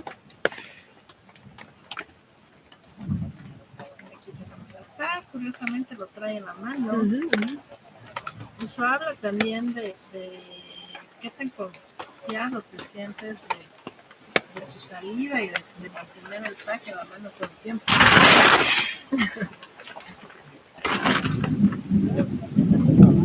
Bueno, Luciana, tenemos una tarjeta blanca. Excelente trabajo, Luciana. Regresamos al estudio Palapa. Está Jorge atrás. Vamos a acomodar la luz. En nuestra tienda de campaña. Sí, esto es como un camping. Me siento como cuando era chiquita y me metía a la tienda de campaña. Oh, there's a mosquito. I think this is getting a little bit better. Oh, Thank you so much, Nina, for being here with us. If you guys want to dive in Utila, how do we find you? Freedivingutila.com. We have a brand new website, but we also are very active on Instagram and WhatsApp and all that kind of stuff. Excellent. Fantastic. I can't wait. Yeah. Also, if there's any more ladies that are interested in doing competition safety, I do want to get more women into that job. Wow, just because I know that I had confidence issues with it, and yeah, there's just not enough ladies in the pit. So I'll work on some workshops and stuff for sure. Perfect. Excellent. I love That it. is terrific. How's your Instagram account? Nina_Reese. Perfect. So just like my name. You can also find the athletes in their Instagram account, Azul Freediving Challenge. Thank you so much. Thank you so much for having me. Oh, wow. Gracias por venir.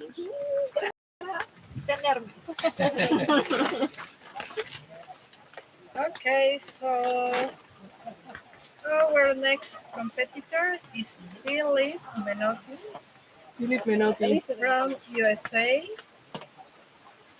He announced 35 meters in 1 minute 5 seconds. Constant weight biking. Remember that we are this time in a block practicing, so the last block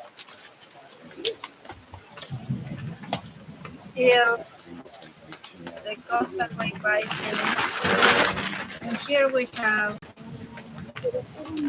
Philip Menotti. You can follow him in his account on Instagram as well. And you can find him.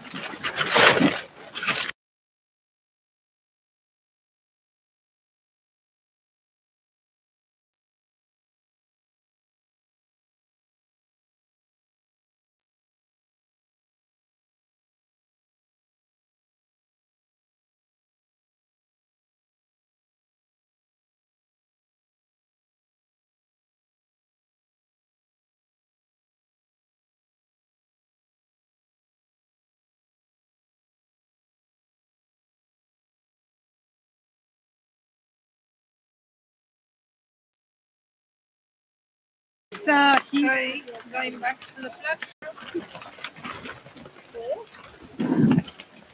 We're back to the platform. It's not Philip's first competition. We've seen him before a couple of times, and he's a very active member of our community here in the area. He trains with Paranamaya, and we've seen him in at least 2 editions of the Azul Freediving Challenge participating.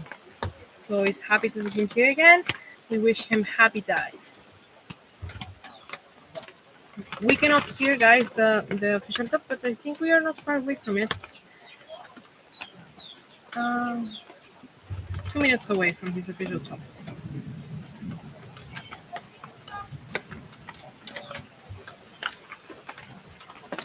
So, decías que nunca te ha tocado estar en el cenote ni en entrenamiento con lluvia ni nada. Creo que sí, alguna vez con lluvia, pero no ha sido gran deal. A mí sí me gusta, o sea, como que te recuestas boca arriba y sientes las gotitas en la cara y es bastante agradable. Lo que me empieza a poner nerviosa de repente son los rayos. O sea, pero sí. Aquí estábamos justamente hablando acerca de las condiciones climáticas. Let's do English. We were talking about weather conditions and if we feel comfortable, if we are training with the rain. And in general, the answer is yes.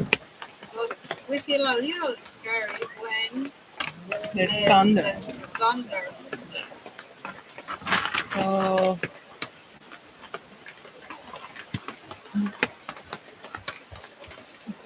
we can see we are 2 athletes away from the end of this competition.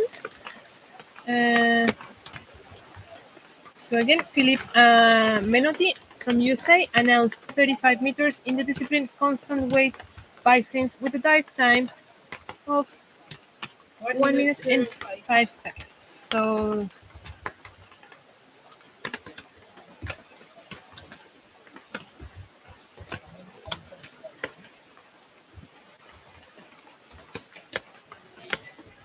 we are almost at the end of this edition, the 10th edition.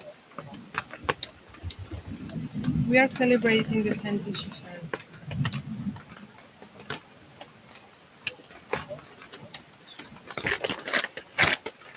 Definitely, I think that at this time, the Azul Freediving Challenge is one of the most important competitions in America, I would say. The biggest one.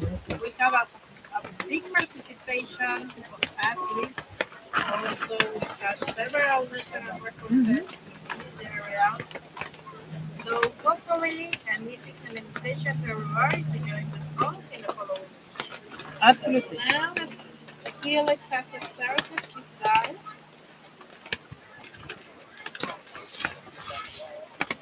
Not sure if you can hear at this moment the announcement due to the weather conditions, but it is a constant wave by fins dive 35 meters.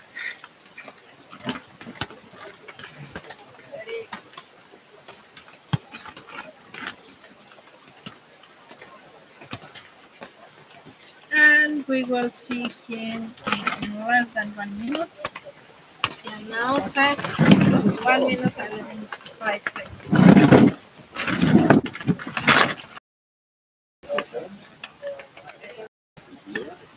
You can see that there is one judge in the water. The judges are in this competition with a yellow shirt. And we have 2 other judges at the platform. Yep, and there he is with the tag in his hoodie. Yeah, we can see clearly the tag, mask off, right now. And from here I heard that I'm okay.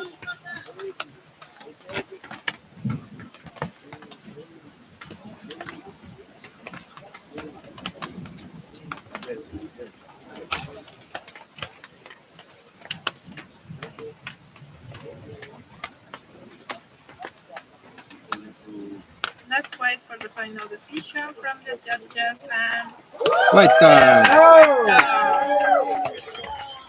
Congratulations, Philip. Amazing job.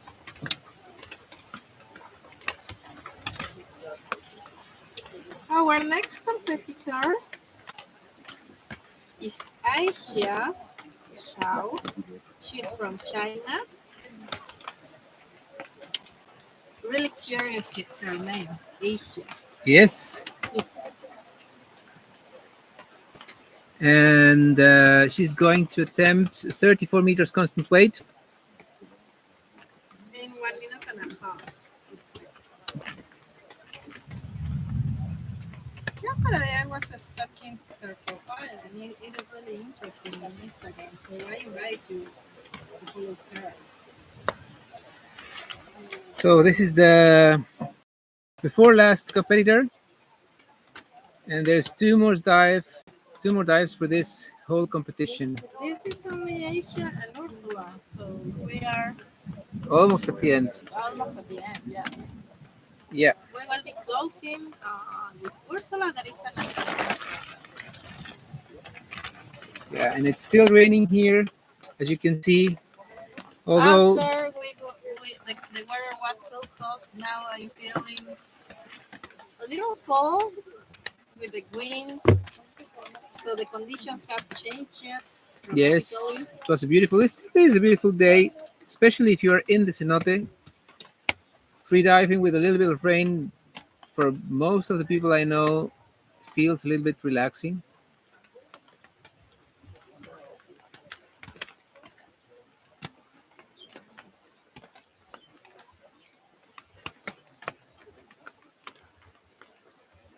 So Aisha is wearing a white mask.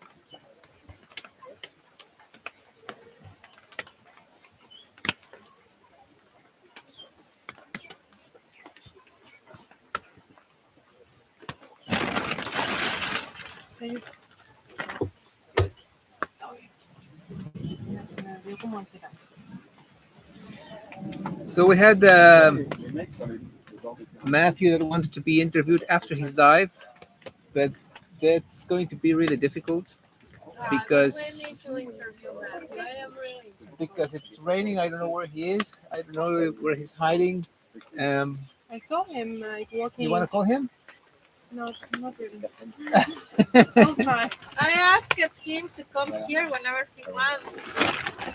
We really want to interview Matthew.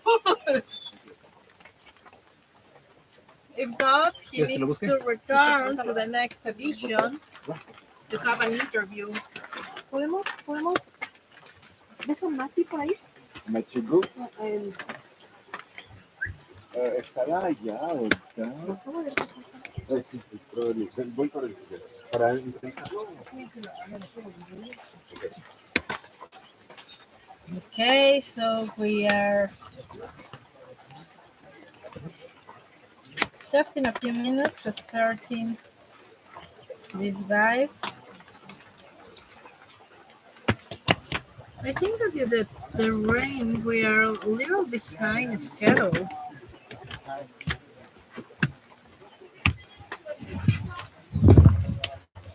Aquí viene Matthew, él ya te lo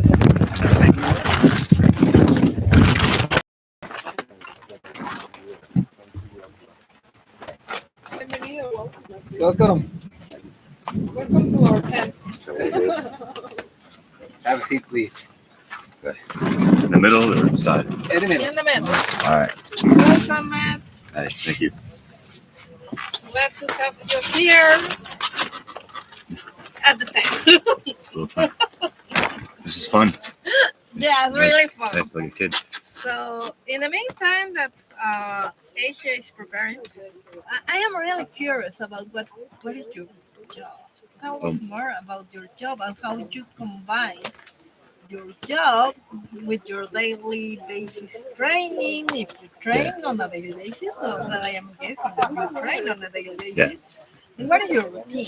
Yeah. So I work on an expedition ship in Alaska. I'm on this ship for about a month to two at a time. Okay. And all my training consists of just breathing exercises, breath holds, reverse packing, abdomen exercises. I'll do flutter kicks, like the abdomen workout, while holding my breath. That at least mimics the bifin movement, and that's about all I do. It does make it hard because when I came here initially for the training, it was a shock. It was a shock to me because I wasn't used to being in the water for over 2 months. So, yeah. So, I mean, I work on the water, but I don't ever go inside. So, yeah. And that's about it. Giving what else you want to know about it? Okay, so we are in the final countdown for Asia Xiao. Yeah. She's from China. She's one of our last competitors. After her, we have Ursula with a national record. Okay, so here we have her target. So she will come back in around 1 minute and a half. So you were saying that you are normally staying underwater, but you are not inside of the water. I understand that is the principal reason is the temperature. Yeah. So, yeah, it makes it very difficult to train. So, I do as much as I can, and I think just doing the breathing exercises helped me go at least 40 meters today. Okay. So, But you made it. I made it. Yeah, and barely. How did you feel? Well, I almost pulled the line when I wasn't supposed to. I reached the bottom plate. Just went back up, and then I really needed to breathe. And then I was, instead of freaking out, though, one of the safeties gave me the confidence to relax because I knew that they have my life is in their hands and I can trust them. So, yeah. How did it happen? How did they transmit that confidence? I believe it was a she. She was just coming up right with me and looking at me in the eyes. Okay. And just knowing that they're there. That she's there. Yeah. Wow. Good. Now here we have Asia going back to the surface with clean protocol. She looks strong. She looks happy. She's celebrating already. She must have made it. Yes. Wonderful job. I'm pretty sure that this is a personal best for her. It is really lovely when you see the athletes with a happy face that she raised. There you go, white card. White card. Is this your first competition? Yeah. Do you recommend this experience to others? Oh yeah, definitely. If you're a free diver, coming here is just trains you for future competitions. And Where do you usually train? Where do I usually train? Yes. So, well, I was in Florida for a bit, for about 9 months. So when I was off the ship, I would train in Florida in the springs. And But you're not based in Florida? no, now I'm back in Chicago. But, Oh yeah, Chicago. So Yeah, it's cold. now I got to figure out. There's a team there, so I'm gonna train with them. But yeah, most of my training, I wake up in my rack in the morning, or whenever I wake up on the ship, and I just breathe. And okay. That's it. And it helps that I was a past swimmer, so. But yeah. Yeah. So Really, congratulations. did you push your limits in this competition? Today, yeah. So there's a PBs that you did? Yeah. 40 Okay. was my personal best. Wow. Nice, congratulations. Yeah. Congratulations. Appreciate it, yeah. Amazing job. Yeah. Cool. So thank you very much. No Is problem. there something you want to say to your folks back home or? If they're still watching, hi mom, hi dad, sisters, If not, they niece can and see nephews, yeah, the replay. and David, if you're watching, Sam, hello, and anybody else watching that I gave it out to. Okay. Sorry, this the format of it in the tent, but we're just in the middle of the nowhere, middle of the rainforest, protecting the computing equipment. So thank you very much, Maria. Thank you. Thank you. Back to the Palapa Studio Y estamos con Vamos a nuestro regresar. último competidor del día. del día. National record attempt. Entonces, tenemos en la plataforma, no digo en línea porque Jorge se burla porque es una estación de radio esto. Tenemos en la plataforma a Úrsula Rivadeneira, que anunció un museo a 31 metros en la disciplina de peso constante vialetas. Esto sería un nuevo récord, un récord nacional, una marca para Perú. Perú. Ya hace rato estábamos con India, que nos platicó acerca justamente de cómo alentó a que esto sucediera, ¿no? A Úrsula a ser la primera mujer peruana que pone marca. La verdad es que a mí me da mucho gusto porque el deporte sigue creciendo, las mujeres seguimos demostrando que podemos hacer las cosas. Sí. Y eso me llena de orgullo. Necesitamos más mujeres así. Y aparte súper agradable, la tuvimos ayer aquí en la Palapa Studio platicando y nos contaba de que en Perú pues sí hay gente que está haciendo apnea, pero no hay una escuela de manera oficial, que está muy orgullosa de poner esta marca y que está muy contenta de estar aquí con todo el equipo, ¿no? Entonces, éxito para Úrsula. Me encanta su banda, o sea, la verdad es que tiene una energía súper bonita, se apropian de ahí de una palapa y estiran, entonces qué lindo tenerlos en esta edición de Azul Freediving Challenge. Y qué forma tan linda de cerrar esta 10ª edición de la competencia, deseando un récord nacional para Perú y un excelente buceo Happy Dive para Úrsula.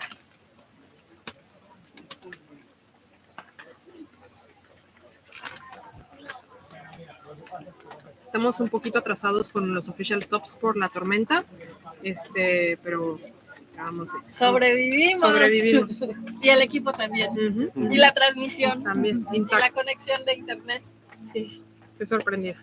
No saben las inclemencias. Pero gracias por vernos. Estamos muy agradecidos de tenerlos aquí de manera remota y por ser parte de esta comunidad tan linda.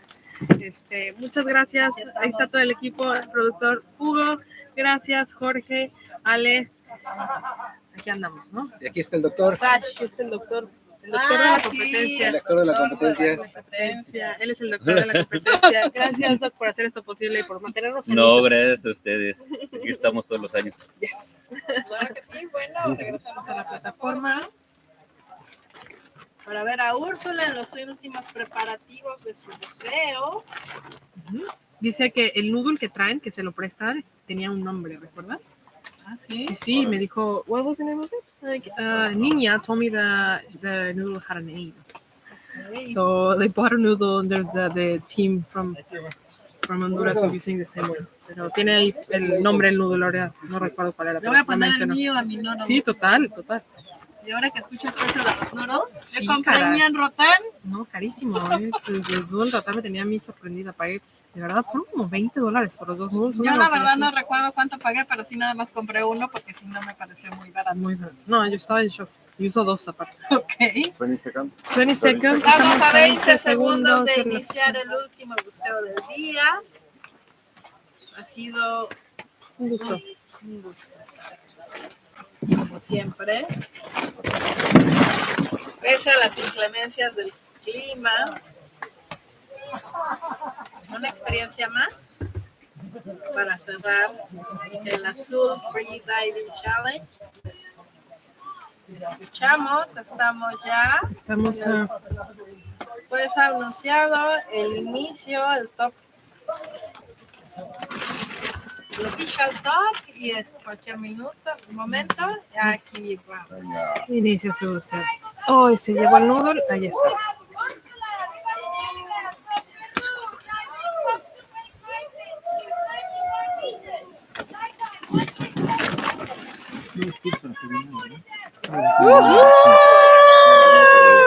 Este es un intento de récord nacional para Perú, 31 metros en la disciplina de peso constante de abetas. Venga. Vamos, Úrsula, venga, venga. Happy dives. 30 seconds. Me encanta de verdad la vibra que hay aquí. Las condiciones que hay, pese a que estamos aquí en una tienda transmitiendo, pero estamos muy cerca. Ve esa cara que está emocionada. Cara tiene toda la actitud. Tiene toda la actitud. Sí. Estamos muy cerca. Desde hace rato está justamente de bailando los en la atletas, plataforma. Por la condición del cenote, podemos tener un público espectador. Y como pueden ver, pues todo el mundo está a la expectativa ya de este último buceo, de un récord nacional, echando porras, y aquí la tenemos. Regresa.